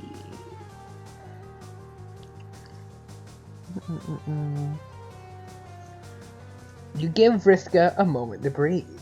You don't give her a reassuring touch on the back or remembering her jump and hiss when you try that last.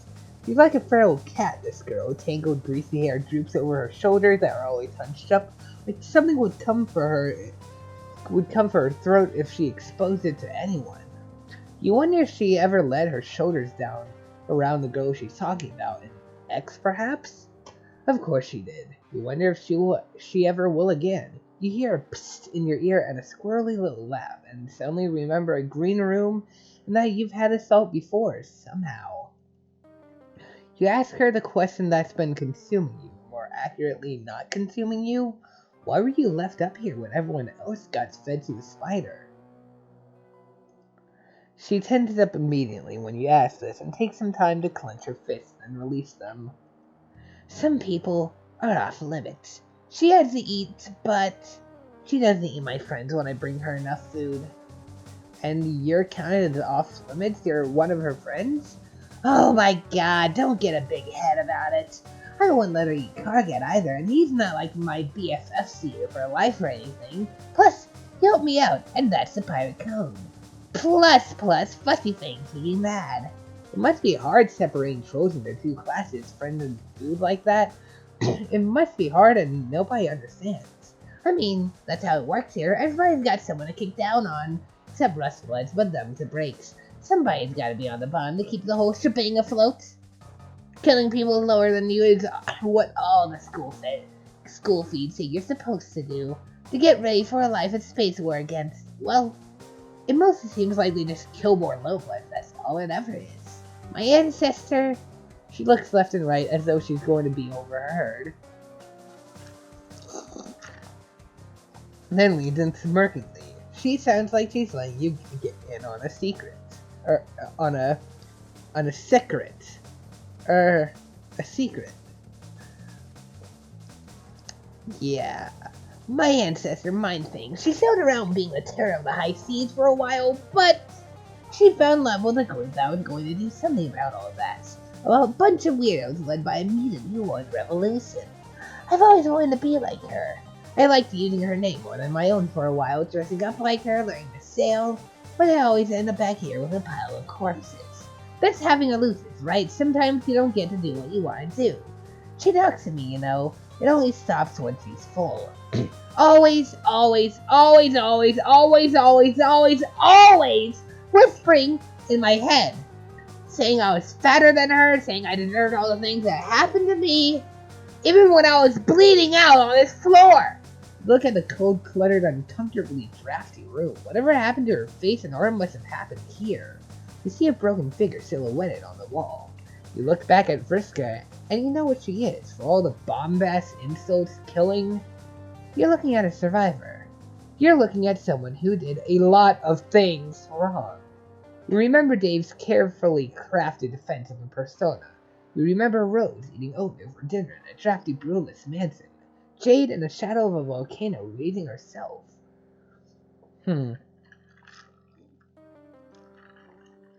Your world can be as brutal as this one.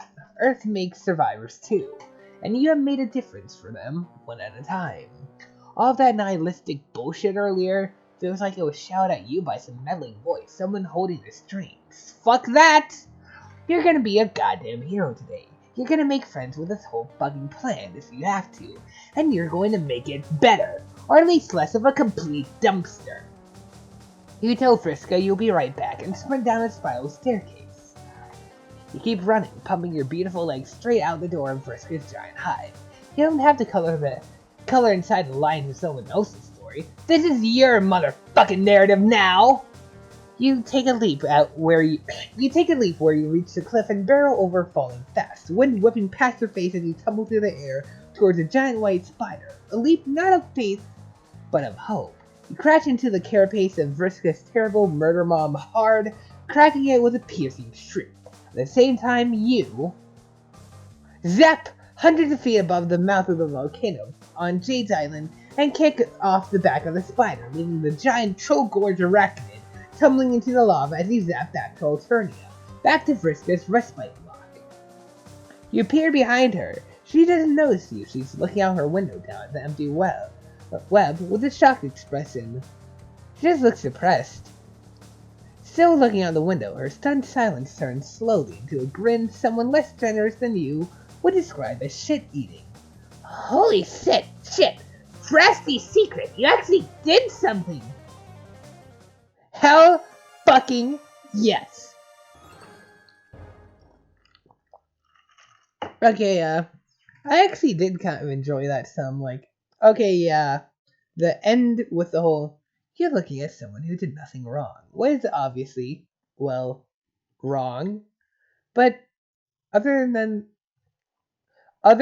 that part where they try to make Vriska seem like, other than that part where they, like, just completely go over Vriska's character in the wrong way, I like that. That was actually pretty well done. Kate, you are actually a fairly good writer. Just stop ruining Vriska, please. Please stop ruining her. Alright, anyway, okay. Mother Thrower, you changed Vriska's life forever. You wonder what broiled spider tastes like. Please don't. I do not want broiled spider. Ever.